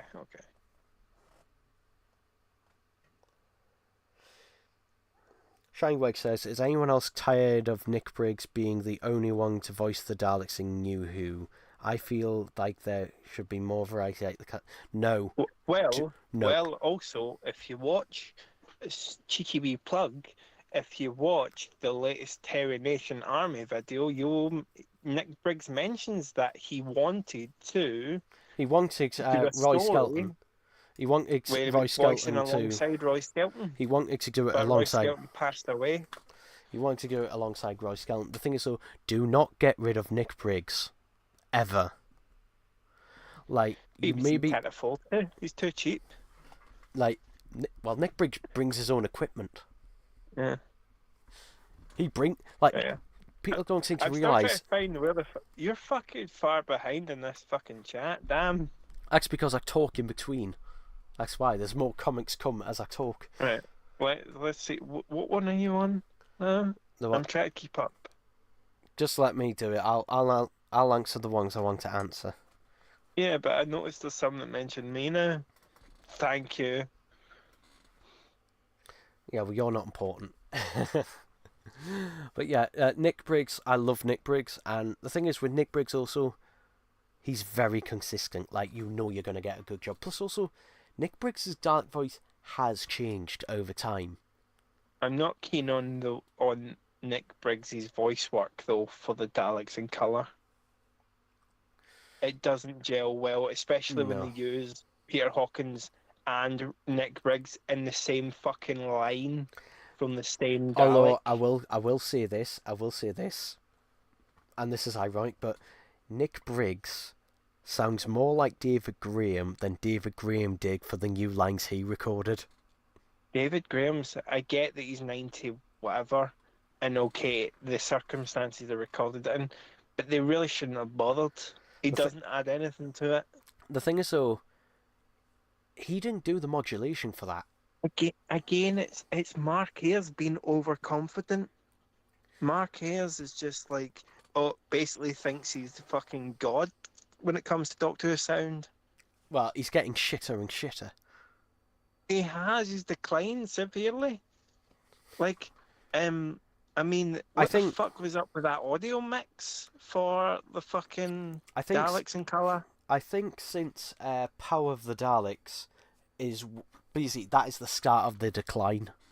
I think it's went to his head that he gets to do all this stuff, and basically everyone says, "Oh, just leave him to it. He's great at what he does." Is he fuck? Don't get me wrong, I probably couldn't do it, but I'm just like, come on. It's just... The thing is, though, I didn't realise this, but apparently he did do something to the Dalek voices in Dalek's Invasion Earth. I can't bloody tell the difference, can you? Nope.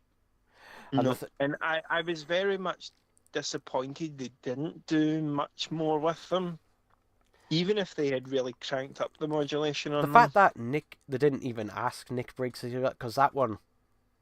The thing is, though, Nick Briggs said that they asked him to do it for Death to the Daleks. Death, yeah, but Death is perfectly fine. I quite like the voices in it. Yeah, they're not the best. I think they could. No, they're not. It doesn't help when you compare them to Planet of the Daleks.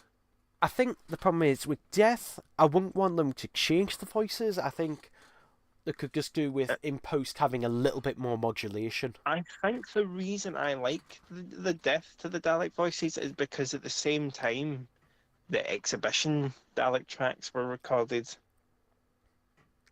because of the same delivered exactly the same way with the same modulation. Well, they were done around the same time. But yeah.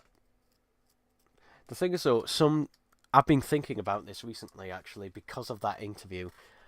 I might, and this will be a pain in the arse if I attempt this. Are you going to try and change them? I might try basically editing the voices myself. Not dubbing it, not redubbing the voices, but taking the original voices and adding modulation myself. Yeah. But my God, that'd be a pain in the arse. I wouldn't have been against if they decided to do an updated version of Death to the Daleks, because the original would have still been there. Like, I'm always happy to have more of Nick Briggs.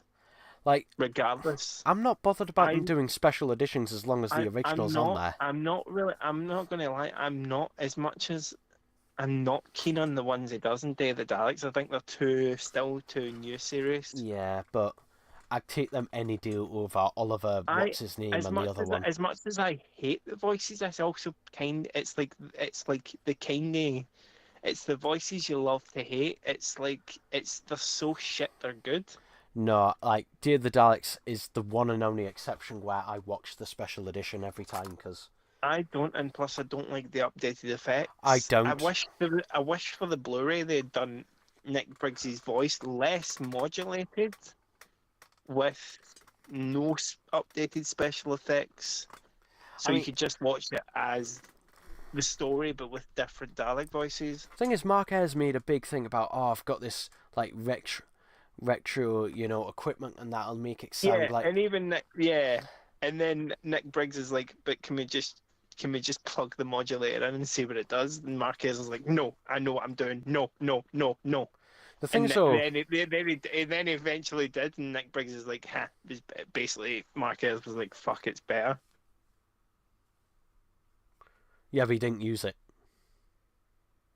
He didn't use part of it. The thing is, Yeah. also for I tell you what voice Nick Briggs does really well. He's really good at Imperials. He's really good at doing Imperial Daleks. I think it's as well because the modulator he's got can imitate it quite well as well. Well, I think because also there's a lot of variation with that one, so there's a lot more wiggle room.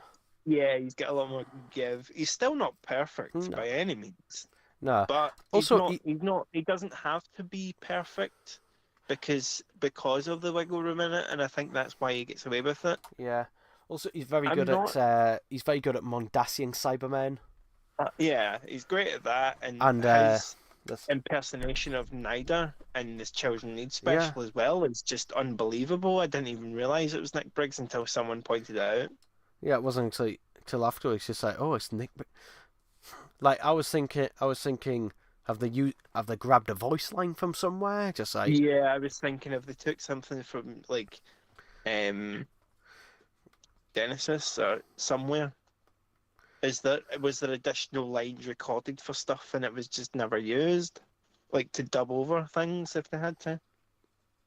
But no. so well, hey.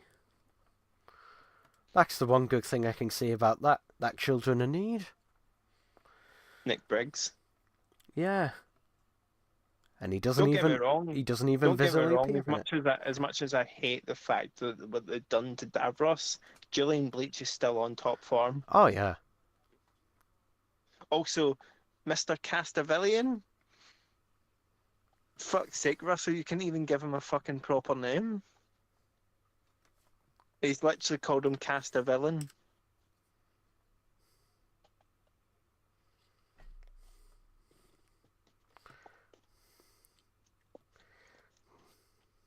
Julian. I get that it's a comedy sketch, but RTD originally RTD said said not it's a not. comedy sketch. Yeah.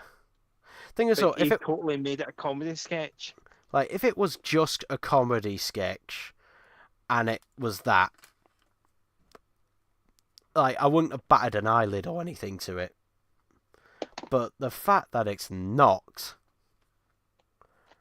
I mean, the meant to be. music alone, like, is deliberately done to be like, ho ho, this is light, upbeat comedy. Yeah, but it's painfully unfunny though.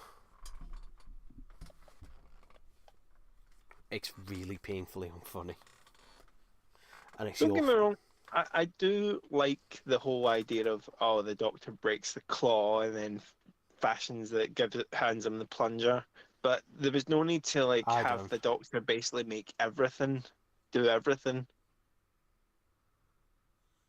Shiny Wig says Brian Miller was sick as fuck as the Supreme Dalek in Resurrection. I do like Brian Miller's Dalek voices I as do much like as Nick Briggs doesn't seem to. I mean, I like them, but just not as the main. Also, I love the fact that Nick Briggs even told him to his face that the TV movie Dalek voices were shit. That wasn't him though. No, I know I'm talking about. I can't Alright, remember the guy's yeah. name. Yeah, the director. Yeah. Yeah. And then he even put him up. And he's like, yeah, they're rubbish. They are. They Well, really yeah, are. they are. They basically are like Smurfs. I don't know why they didn't just like get some sound clips of Yeah. Dark saying that. Or fucking I mean, nowadays, if that was happening nowadays, you'd call up Nick Briggs. yeah. Because nowadays it's like, oh, need Dalek voices? Call Also, Nick Briggs. Also, to me, I still don't think that Nick Briggs can really. I know Nick Briggs can kind of impersonate a lot of previous Dalek voice artists. I still don't like his Roy Skelton much. It doesn't really sound. Like you can see what he's trying to do, but it just lacks something. I think it lacks the almost the zippiness that Roy Skelton sometimes brings to it. I think, though, Nick Briggs does do a thing that not. I will say something is that Nick Briggs does have a variety of Dalek voices. Yeah. He does And change them with each one. anytime he goes like, "Oh, Roy Skelton, you need to go deep," but a lot of the times Roy Skelton isn't that deep. That sounds wrong. Well, a lot of the time it's the modulation that makes it sound deeper Yeah, than it is. but I think Nick Briggs doesn't quite do it justice at times. Well, I think because Nick Briggs But I think Nick he's Briggs best. now is starting at is Nick Briggs is kind of like does his own kind of thing now where Yeah. No, and I'd rather he's him do not. that. I'd much Oh, I'd rather rather him go do that. like I'd much I rather think stick with he's Nick Briggs. best in terms of impersonation of like a certain voice actor doing the Daleks is still probably Michael Wisher. Is what? Sorry. Is Michael Wisher No. The bit you said before that. is in terms of his impersonation of a previous Dalek voice actor. I'd say his best is probably still Michael Wisher. Well, I think also because Michael Wisher was the only one he actually met properly, Yeah. and that. I mean, he did meet Roy Skelton a couple of times and that, but Only really for a couple of DVD commentaries, I think, though. I think I don't know. The thing is, I think his best impression, as I said, is of the Imperial Daleks. That's where he probably gets the Also, I closest love to the fact sounding that like a he classic didn't he Dalek. didn't mention No, the didn't thing really is, mention much of Royce, whatever his name is, and Mills. also he doesn't mention John Leeson doing Dalek voices. He never did Dalek voices. John Leeson does one in Remembrance. No, he does the battle computer. Yeah, but there's also one on the Imperial ship he does. There's one Dalek, one line he's got up there as a Dalek. Oh, I can't remember what line that is. I don't. It's not even a full line. I The- think it's the- 2 words. There is, and I don't know if it's um, when it's coming through one of the doors. No, because Um, that's the same Dalek saying it. The others don't see all anything. right, yeah. I think it's I think Omega. so. I think it's Omega device returning. That might be. I can't Um, remember. That it's might. either that or it's. He might have another one then because there's That might be. That might be Royce.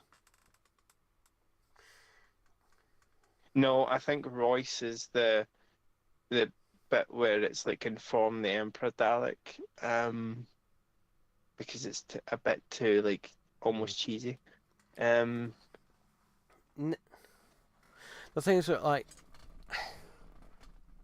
I'm bored. I'm sick of talking about. Oh, so can I just ask? Was your Celestial Toymaker vinyl? Was it in a box and then wrapped up in bubble wrap? No. Okay, mine was. Mine was wrapped in a load of bubble. Mine is in an Amazon shipper thing. Well, mine was in. The thing is, I haven't opened it yet, but I mean, I'm not in a hurry because it's the weekend anyway. I thought you said it I'm was. gonna open You it. told me it was damaged. Yeah, the thing is like slightly warped. I've not actually looked at the records yet. I said I'll open it eventually. What? I will Wait, open it so, before Monday. what? The box is damaged, or the box for the record is damaged? The actual packaging of the vinyl, the actual box, the actual So, cardboard, fucking right. not the So, shipping box, right. is slightly bent. Okay. Well, And I'm in two minds as well because it's like it's a charity shop. I don't care. I I would if I normally was you. wouldn't, and I probably still will ask for some sort of refund anyway, regardless if it Well, works. Reese, it's not your problem. It's their problem. If they didn't package it properly, it's their problem.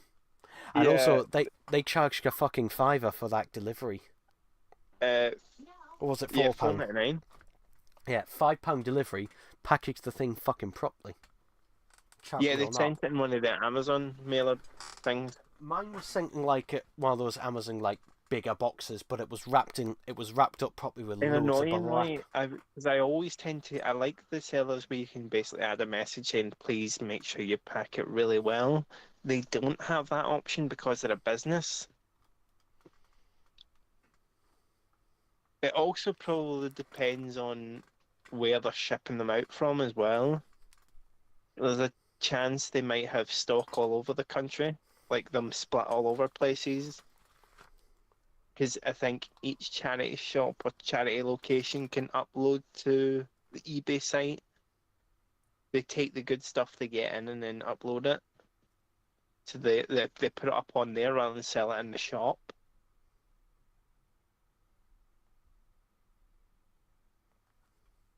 Probably just bought a load of like unsold stock from somewhere though, or been donated. So when are you gonna finish my Dalek? Here we go. Well, As soon as possible. So, you've been seeing that for over a year. Time is subjective. No, it's fucking not. Here we go. We have an RTD explanation where I just flick a switch and it's all better. I have been watching Series 4, like 10-inch run again, and there is a lot of episodes very much like that with even RTD's original run. When you go back and watch it, it's just very much buzz the screwdriver or flick a switch and it's all back to normal. God, this guy Rigby on bloody Soulseeker's downloading all of my big finishes. Maybe he's given them to Mordecai. Maybe he's a fucking idiot. Well, you would know. Some asshole is downloading a lot from me. They're downloading some things from me. Yeah, because you promised me a lot of shit. This asshole called number 6 sec, whoever that is. Fucking begetting dickhead frog. Yeah, well, at least probably. I download stuff. You ask for stuff to bloody download and then bloody take And forever. then I forget about it. You take forever and a day to download it. Oh, and also, of course, when I finally do find the complete specials and try to rip it, Make MKV says, "Oh, the activation key is out of date now," Yeah. and they haven't fucking updated it. And they probably won't for at least 2 days. So, yay. Hopefully it's till at least January or February. Which is annoying because I also need to get in contact with HMV about those discs, and yet I still can't properly get it to rip. I wanted to see if I could get it By to the rip. way, you know the Wurzel Gummidge Down Under Blu-ray? Uh-huh. There's a version called The Complete Harvest, which is the original series plus Down Under. Yeah, also, it's just the two of them bundled together. Yeah, but then it has an exclusive CD soundtrack for Down Under, which is only available through that, which is bloody irritating. Well, saying that, we haven't bought any of them, so if we were to buy them, like if we were to buy a version of it, we'd probably wait for a price drop on that. Well, it is 20% off, but even then, you know. Are you talking about with the HMV code?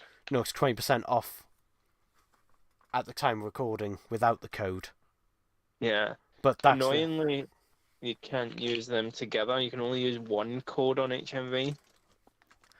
Yeah.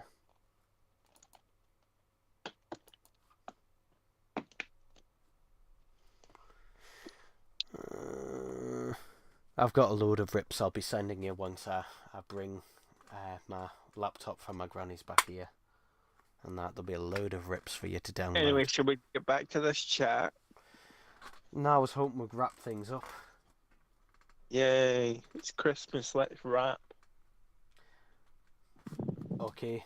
Okay, then back to basics. Gangs like you just won a Special Olympics. They got root box in the back of the spaceship. So sick, gonna got to take it. The RUDEEOS. And most people have no idea what the fuck I'm doing. Although Reese does, don't you, Reese? What? What was I just rapping? You dirty bugger. I don't know. Did you not hear the word in there? No, Root box. I still don't know. Root box? You don't know what root box is? No. Robbie Williams root box? Yeah. You do know. You.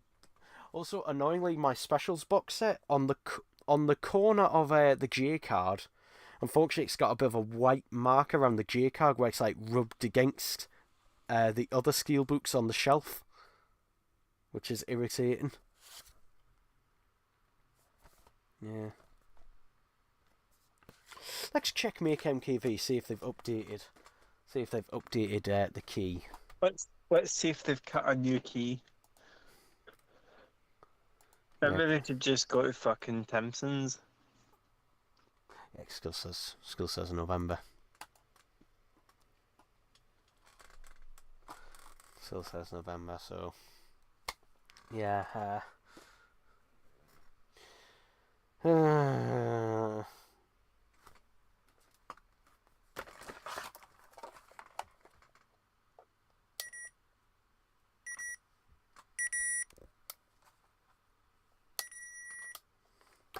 Fuck.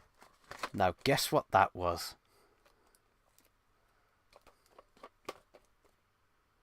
Sounding like a fucking microwave. No, it was a metal and voltage detector. Oh. Because.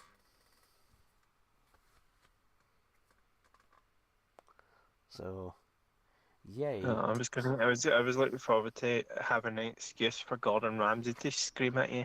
So as long as you finish my Dalek and that, and the other stuff that you've got arrives okay, then that should be call it quits for Christmas, eh?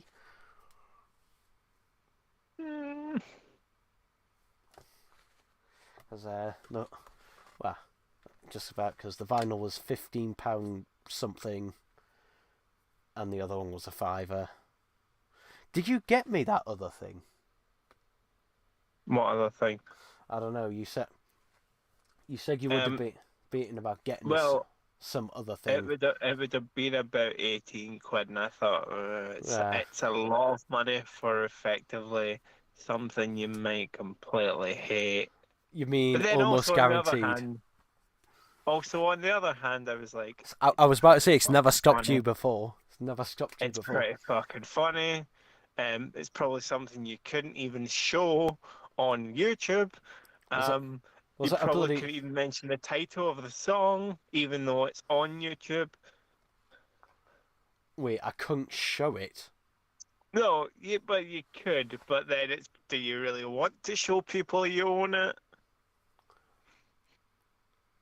I mean, what is it? Doctor Who related?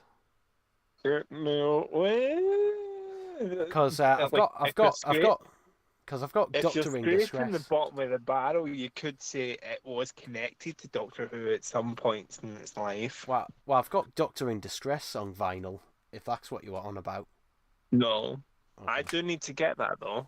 I've got the 12-inch. Yeah. I've got the 12-inch extended mixes on there. Because You like them big, don't you, Ryan? You go big or go home. I don't have the 7-inch, although I don't really need to get the 7-inch. 7 inch is just the standard rule. Isn't that just the song as it was released? Yeah. I might try and pick up the cassette at some point. No, Oh. so Well, at least you might as well pick them up now second thing hand. is, though, Because what then you were not a talking sec- about, I was thinking of you. Were you trying to get as a bloody Shrek vibrator or something? No. Well, see, even if you the good thing about picking up Doctor in Distress second hand is the fact that none of the money goes into Ian Baston Levine's pocket. Yay! Well, you can't buy it new anyway. I know. Was it a vinyl record you were gonna get? Is like, No comment because I might use it next year. no, you will not next year. What? No, you will not. You are not getting me shitty gifts ever again. Yes. No, you're Yes, not. I am. No, you're And I not. might still well get you one this year. No, you will not. I want to know what it was, though. I No. would like. Because the things I consider getting you for Christmas. I was so nice to you. I was so nice to you. I got you those garlic bobble eggs you wanted. Sent them off and everything. I didn't even put any pictures of furry porn in there. I was so nice. I think you forget some point we're live. No. You gotta remember I'm me. Oh yeah, fair point actually. Someone send an SOS out for me, please. Alright, but it's from Take Save That. our tagging. It's from Take That. It's an SOS. Oh no, it's not that song. You don't like that one? It's just repetitive. Your mum does. Your mum does. My mum doesn't even know half the fuck. I know more words to Take That songs than my mum now. That's bad. Has she got dementia? Fuck no. Do I know I more? think she forgot. Do I know more Take That lyrics than you do? No, probably not. No. Maybe not Take That. I do listen to Take That now and For again. anyone still here clawing onto the edge of fucking reality, I very much, I can't stand Take That. But yeah, I was Yeah, he brought loves. up with them. Yeah, he loves it. I'd rather. I love winding my mum up though, but with other boy bands and things. Like for instance, I love playing, especially this time of year, the Mr. Bobby #1, which knocked Take That off the charts for Christmas #1. No, you should say to your mum, that's just a rip-off of NSYNC. Might do. I also like. Well, it very is true. much- It is true. That is what they were made to be. Yeah, I also very much like playing the E17 song "Stay Another Day" because if you're a Take That fan, you very much hated them. Why don't you play Robbie Williams' "No Regrets"? That'll annoy you. Well, it's Robbie. Yeah, but do you know what the song is about? It's about him it's dissing about- Take That. Yeah. And then he comes back for shame. Nah, that was just Gary Barlow. Then he I came back know. for Progress and progressed. Oh yeah, that whole thing when he came back literally for what? 3 songs. And then fucked off again. No, well, it was full Then he came album. back for the live show. Well, it was basically 2 years he was with them, essentially. 2010, 2011. Though, what I really fucking hate, and a lot of bands do this, particularly at it, is when they have the album, and then, 6 months to a year later, they go, here's the album again, but plus 4 or 5 new songs on there. And if you Yeah, want so those... therefore you kind of need to buy it again. Kylie's the worst at this. She's the fucking Also, worst. love how no one gave a shit that Jason left. She's the worst at this because there's 2 Kylie songs I've never heard and I'm never going to hear them because in order to get them, you've got to buy them digitally on the website, but you can't buy them individually. You've got to buy the album again. I already own the album several times over, so fuck that. Have you watched the could- visual commentary for the Star Beast on iPlayer? I've only seen clips. I watched it before. I watched the Star Beast, and then I watched the Star Beast with the visual commentary before tonight's episode. It feels like it's trying to be behind the sofa, but not Yeah, as good. it's basically, it very much reminds me of the old InVision commentaries we used to have, Thing which is, though, they kind of those... stopped at Series 5. The thing is, though, well, those were also cut down a bit as well. But also, they were like in a box in the corner The weirdest thing is, for the though, most part. it mentions it mentions in visual commentaries for the Series 5 on Blu-ray, but they're not on the Blu-ray as an in-visual commentary. I know what you could get your mum for Christmas. That would Yeah. annoy her. I know what album you could get her that could annoy her. What? You could get her my album from this year, Alien Invasion, No thanks. or one of my other Can't get- albums. Can't get it physically. Hmm? Can't get it physically. Yeah, you can. Yeah, you can. No one wants them. Well, there's one person who does. Fucking poor soul. You could get it on CD or cassette. You sure he's not deaf? Probably, I don't know. He's the same guy who bought 6 Eck Adventures Series 1 DVD from me, and he's also the person who has my videos projected onto his ceiling when he watches them. Is this the same guy that also gave you fucking Dalek Uno without the cards? I don't know. I don't think that was the same person. That was just a different person. That was just one off, I think. I don't know. I don't know.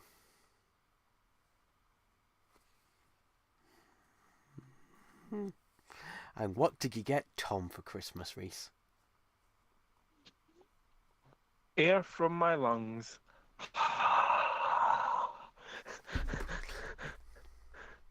That's a fucking lie. You didn't even give him that.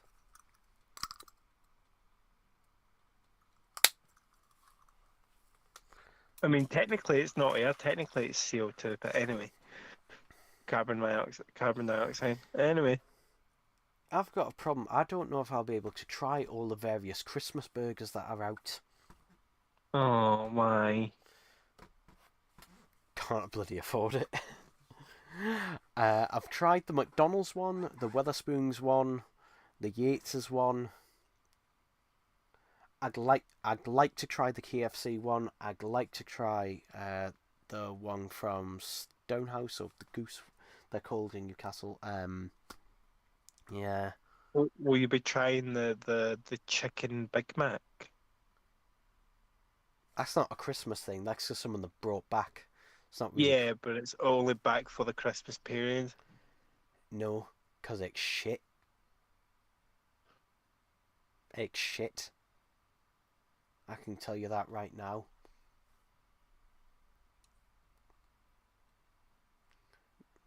So, yeah, the chicken and that is crap. The McDonald's Christmas burger, it's alright. Have you had a festive bake from Greg's? Not this year. I had one last year, but I didn't have one. I haven't had one yet this year. Problem What is, did you think of them? I do like them. I don't really have Greg's, but I think they're probably my favourite thing they've ever done. I do like them. The only problem is that, like, Greg's in general, the reason I don't have it very often is because it's so bloody expensive now for what it is. It's not the greatest of quality either. But it's kind. Also, I heard that Greg's is also doing gourmet now. Is going up in the world in terms of Oh, doing like a oh, gourmet listen. restaurant. No, they are. There's one. There's one. There's a posh one opening. I think in London. If I remember rightly, like there's a posh gourmet Greg's opening in London. I think there's also one opening somewhere in Newcastle, if I remember. Mm. I don't know if it's in Phoenix or John Lewis or somewhere. But it's going to be like a posh Greg's. So, it'll be a beef Wellington, or as Gino calls it, a sausage roll, a posh sausage roll. Yeah, it really is. It is. It's not a You think lie. of it.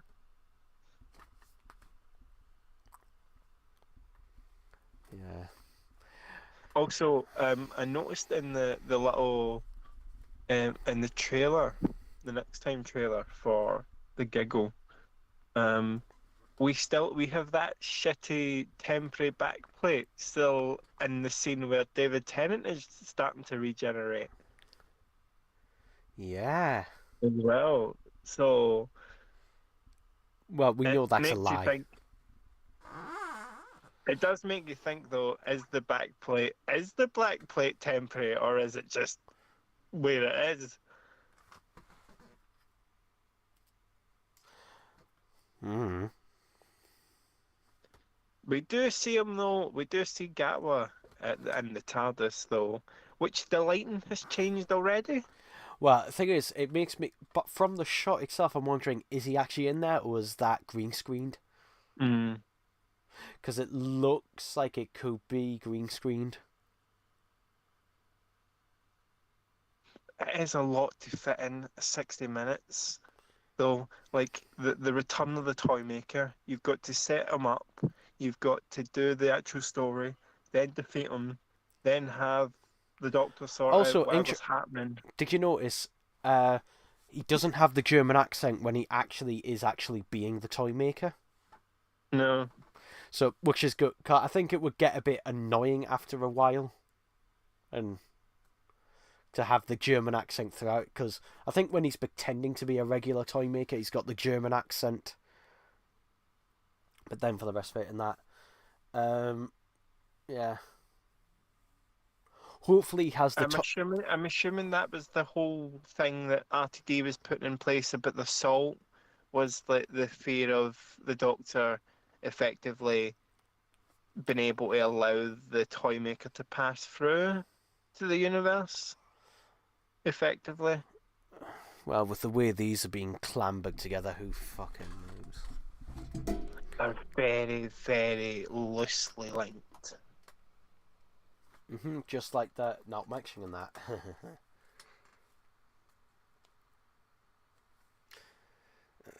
I wasn't actually going to say. Shiny Wig says the golden era was the late 80s / early 90s for hip hop. Okay, for hip hop. I was going to say for Doctor Who, what the fuck was in the 90s? Yeah, the TV movie. No, they're talking about Dimensions in Time. Yes, I very much agree on that. I love Dimensions Shiny in Wig Time. says, "Who the fuck listens to this cringe ass 90s / 2000s boys, especially nowadays?" I mean, it doesn't help. It helps the fact that we are 90s / 2000s cringe boys. Well, I can tell you, 90s / 2000s stuff is far better than any crap you get these days. It is. What? Are we just talking about wet ass pussy?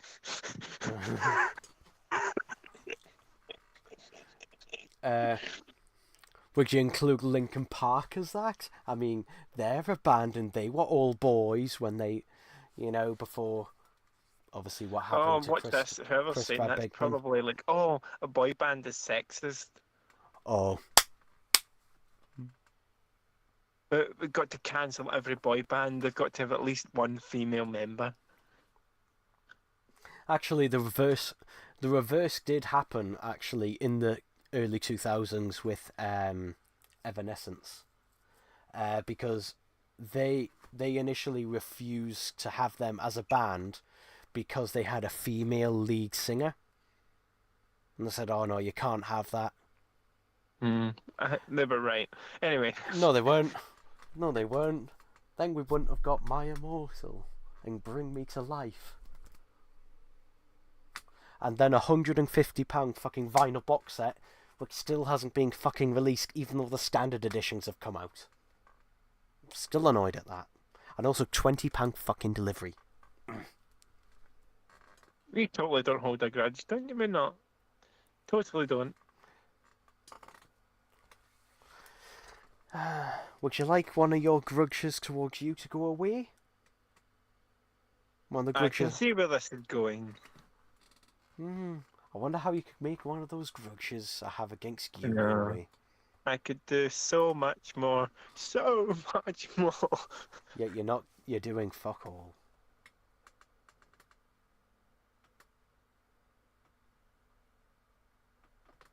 Shiny Weg says, I don't know who thinks boy bands are the sexiest because they're just guys singing, but okay, Reese. I didn't say that. I said they were sexist. Oh, sorry, sexist because they're just guys singing. Sorry, I misread No, that. I didn't say they were sexist. I'm saying like you sound like someone who thinks that a boy band would be sexist against. I suppose you can't even say anyone's gender. Justin Timberlake was in a boy band. Justin, probably now called Justin Timber Snowflake. I do like his first 2 albums. I just don't like music. And obviously, you know, he was in Shrek the Third, so you know. And he was Boo Boo in that Yogi Bear film. So, you know, actually, to be fair, he did a really good Boo Boo impression. To be fair, he does do a really good Boo Boo. Which you can't say about a lot of celebrity voices when they are, you know, have to do a classic character. Chris Pratt. Oh yeah, totally not. I swear, if Chris Pratt ends up being Shadow in the next Sonic movie, oh fucking hell. Which this would probably cast Chris Pratt as fucking. Who else would they cast him as? Well, they cast him as Garfield. Yeah, watch this. Chris Pratt will replace Nick Briggs. Oh god. Oh yeah, Chris Pratt as the Daleks. just like you're watching, you just go, fucking hell. It's worse than Dear the Daleks. Just like that TV movie level here. Yeah. Shiny Weg says for you to chill. He says chill, Reese. Well, he says chill, bro, Reese. I mean, if you look out my fucking window, it's covered in fucking snow, so I can't get any fucking colder. Oh god. Have you had it where the snow freezes and then gets icy and then snows again? So you can't tell where the ice is. Yeah. And then when you take the dog out, it's just like, fucking hell, you might as well stand in place and let the dog bloody drag you along like a sleigh. Yeah. And the whole time you bloody shit, the whole time you're shitting yourself, just like, please don't slip, please don't slip. I need I'm my just ankles. tempted to take the ice skates out. I don't have ice skates. I should just get a shopping trolley, get in it, tie the lead to it, and just let them pull us along. I was out going to the shop today, and I was like looking at everyone that built snowmen, and I'm like thinking to myself, "Oh, can't call them that anymore." Think Bobby could pull that though. Bobby could pull that, even though he's a little dog. He could very much pull me in a sleigh. Yeah, so could mine. Yeah, but yours is bigger. Bobby's only little, and I'm very big. Yeah, but like he's not that big for a collie.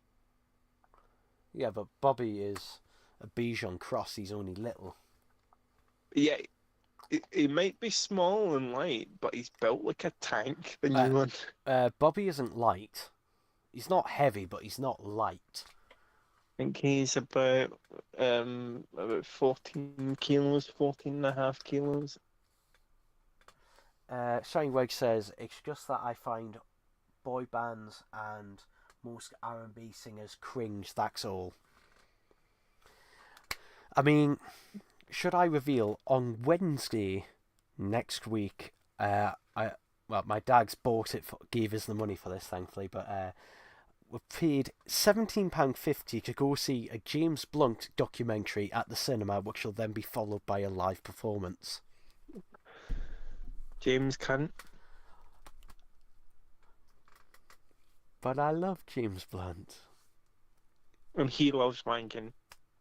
You see, we have more in common already.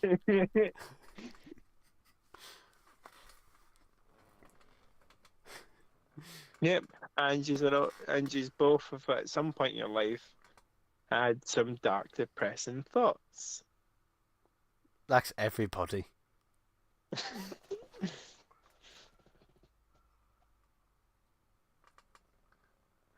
Shiny Wag says, Racing Six Sec, what do you think of the CO Tomb Cyberman helmet? How accurate do you reckon it is? I don't like it. I don't like it. I've seen it compared to originals, and I think it's fucking shit. What, you mean the character options figure? Yeah, right. It really is inaccurate when you see it side by side. Yeah, but it's too fat. It is too fat, but I think people, the way some people are acting, like a lot of people said, oh, the handlebars are wrong. So, the handlebars aren't wrong. It's not really them. It's the shape of the head that's wrong. It's just also, the chin. It almost looks. It might as well have a fucking double chin. I think also the handlebars aren't inaccurate. It's the shape of them that is. I will say, like, some of the some of the 3D printed ones look really good. I've also seen ones for some, but they're always sold out. The thing is, though, I don't think it looks off. Like, to be honest, out of all the head sculpts, you can get away with it, but I still think they very much should update it. But they won't. No. Don't say that to Algar because it'll be worse. It'll be. Yeah. Like, to be honest, I personally don't worry. Like, personally, it's not perfect, but just like I'm happy enough with it. Don't worry, Ryan. I will never fucking watch this shit. Well, he watches some of my stuff. He won't be watching this though. Reese is correct. Oh, no. So inaccurate. Oh no. Alderman will probably watch this to see if he can find. He says the number of ridges is wrong on the lamp is way too small. I mean, the thing is, though, you've got also the neck is too thick. I think it's a thick boy. I think the thing with the lamp, I think the thing people don't understand as well a lot of the time. Sometimes you got to sacrifice on bits of detail when you scale something down that small. That they then.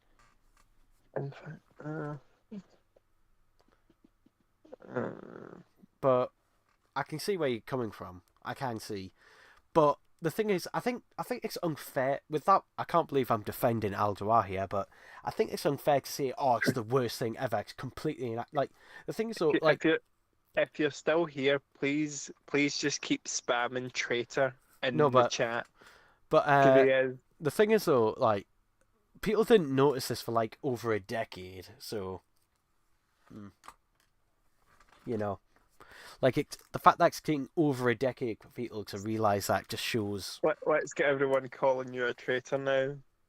It's fucking sticking up for Aldoar. Oh, don't worry, I'll rip him a new one. I'll still rip him a new one. I'm surprised character haven't announced any more stuff. Especially after they've aired. Well, Aldoar's lazy. Yeah. They could have easily like rejigged Donna, even if they'd given her a new coat or something to act as a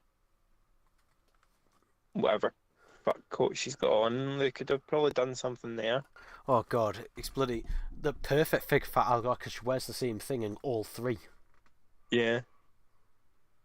And then you can do variants. Oh, coat on, coat off. She never really has her coat off, really. She does a bit. Like, a couple of scenes. They could do a variant where she's got the air conditioner shoved up her top. Yeah, I was gonna say shove a tube up her ass.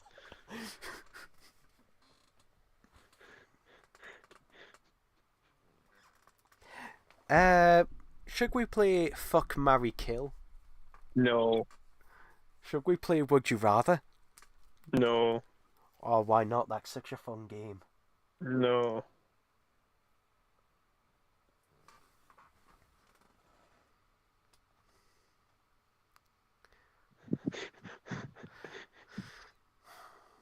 I think I know. No, I know none of them can see it, but I think this was very much what everyone, because of the rumors and things. I think this is very much what everyone expected to go into Wild Blue Yonder coming out with. Okay, This just seems like has this live stream been more entertaining than Wild Blue Yonder? yes.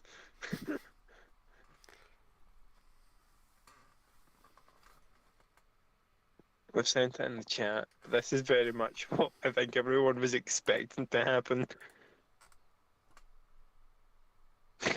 Just everything. Can I share that on the thing? Yeah, go for it. Alright, this is what Reese just sent me. Oh fuck. This is the we Wild go. Blue Yonder we never got. This is what we were meant to get. I just love the fact that you just got a penguin, and it's clearly got a transparent background, but you still haven't removed the background. Like, the penguin has a transparent background, but you didn't remove the background for it to become Frobisher. Because, like, there's Frobisher, there's Rose with cut-off legs.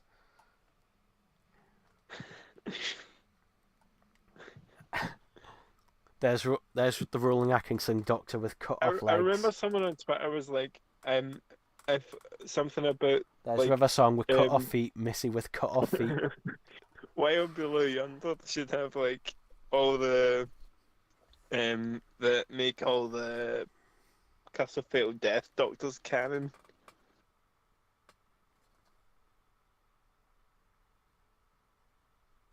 It's funny the fact that Peter Griffin's there. By the way, if you think I made this, I didn't. Yeah, I know you won't, because you would have removed the You would have removed that background. I just thought it was funny. I love the fact that it's a transfer. It, Oh, I've just noticed. Has he deliberately made the robot look unhappy, or is that just how it looks? it's just how it looks, I think. But it very much describes of what because they hyped it up so much and they kept it so secret. It didn't need to be secretly kept. Didn't need to be so secretive and not use images. Like, because even if they'd used images, like scenes from it in the trailers, like we would have just assumed it was the Doctor and Donna running around the spaceship. Hmm.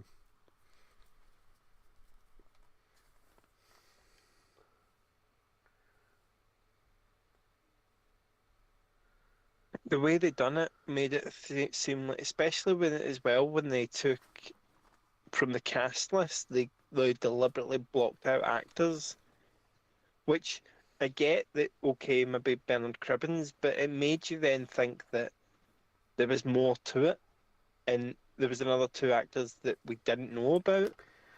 I mean, I said at the beginning, they could have made it scary. If it was in the dark, like those couple of scenes were, it could have been creepy, but it wasn't. They could have been like almost like jump scares more than anything.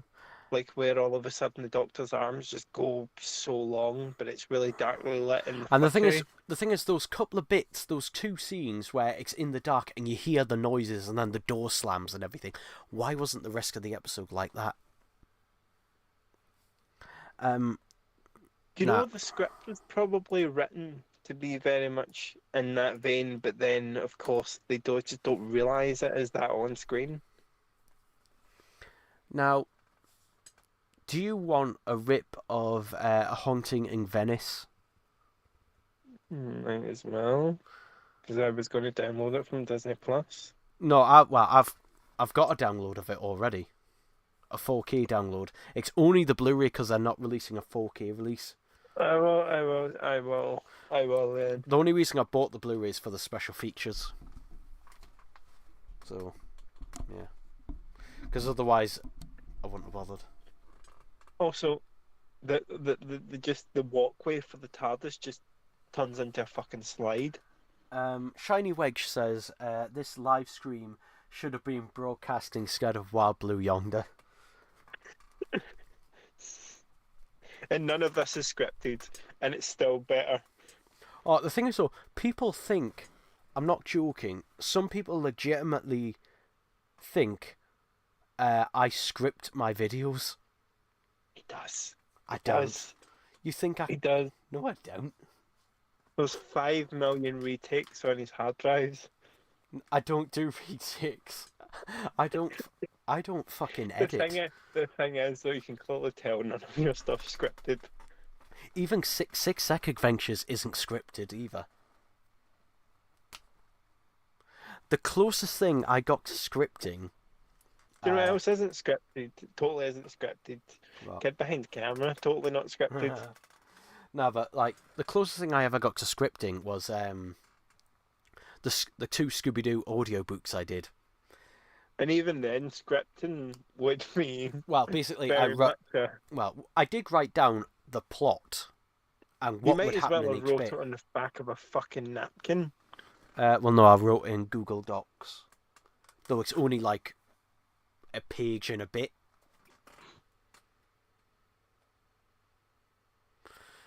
You know what? Those Scooby-Doo audiobooks. Shall I have a look and see if we can get Ian Levine's opinion on tonight's episodes? Shall I look to see if he's posted it? No, I can't want to end this soon. 'Cause I really need a wee. Yeah, I'm talking about right now. Yeah, but we'd have to go on for more. So, I think after all this, after everything that has happened, plus my voice is starting to go as well now. So yeah, I think we will leave it for there. The only thing I wind up saying is because of how much I've been let down with the whole hyping things up, I'm not that fussed about watching the giggle, and I'm not really looking forward to it that much as I was, because I feel like it's just going to be more hyped up drivel. Okay, I'll answer this last question. Shiny Wag says, Six Sec, which 70s and 80s Dalek Grey do you think was better out of the Death Zone Dalek or last year's Genesis Grey? Well, the Death Zone Dalek is inaccurate. Because It's the wrong colour. It's the wrong colour. It's a matte finish. And also has the wrong eye stalk and gun and blah, blah, blah. And doesn't have an oval. And doesn't have the oval, yep. The Genesis one, while it isn't perfect, it's much, much closer. So, there you go. And I prefer Genesis Scarlet colours anyway. Although those fucking dome lights, Aldebar, why? None of them have them in Genesis. Because Aldebaran knows how to use Google Images and picks the first image on there that isn't even actually from Genesis of the Daleks. It was a photo shoot. He might have even used an AI upscale one.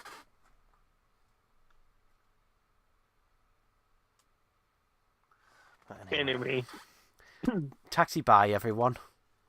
off we go for the weekend at Wild Blue Yonder. Off I go for a piss.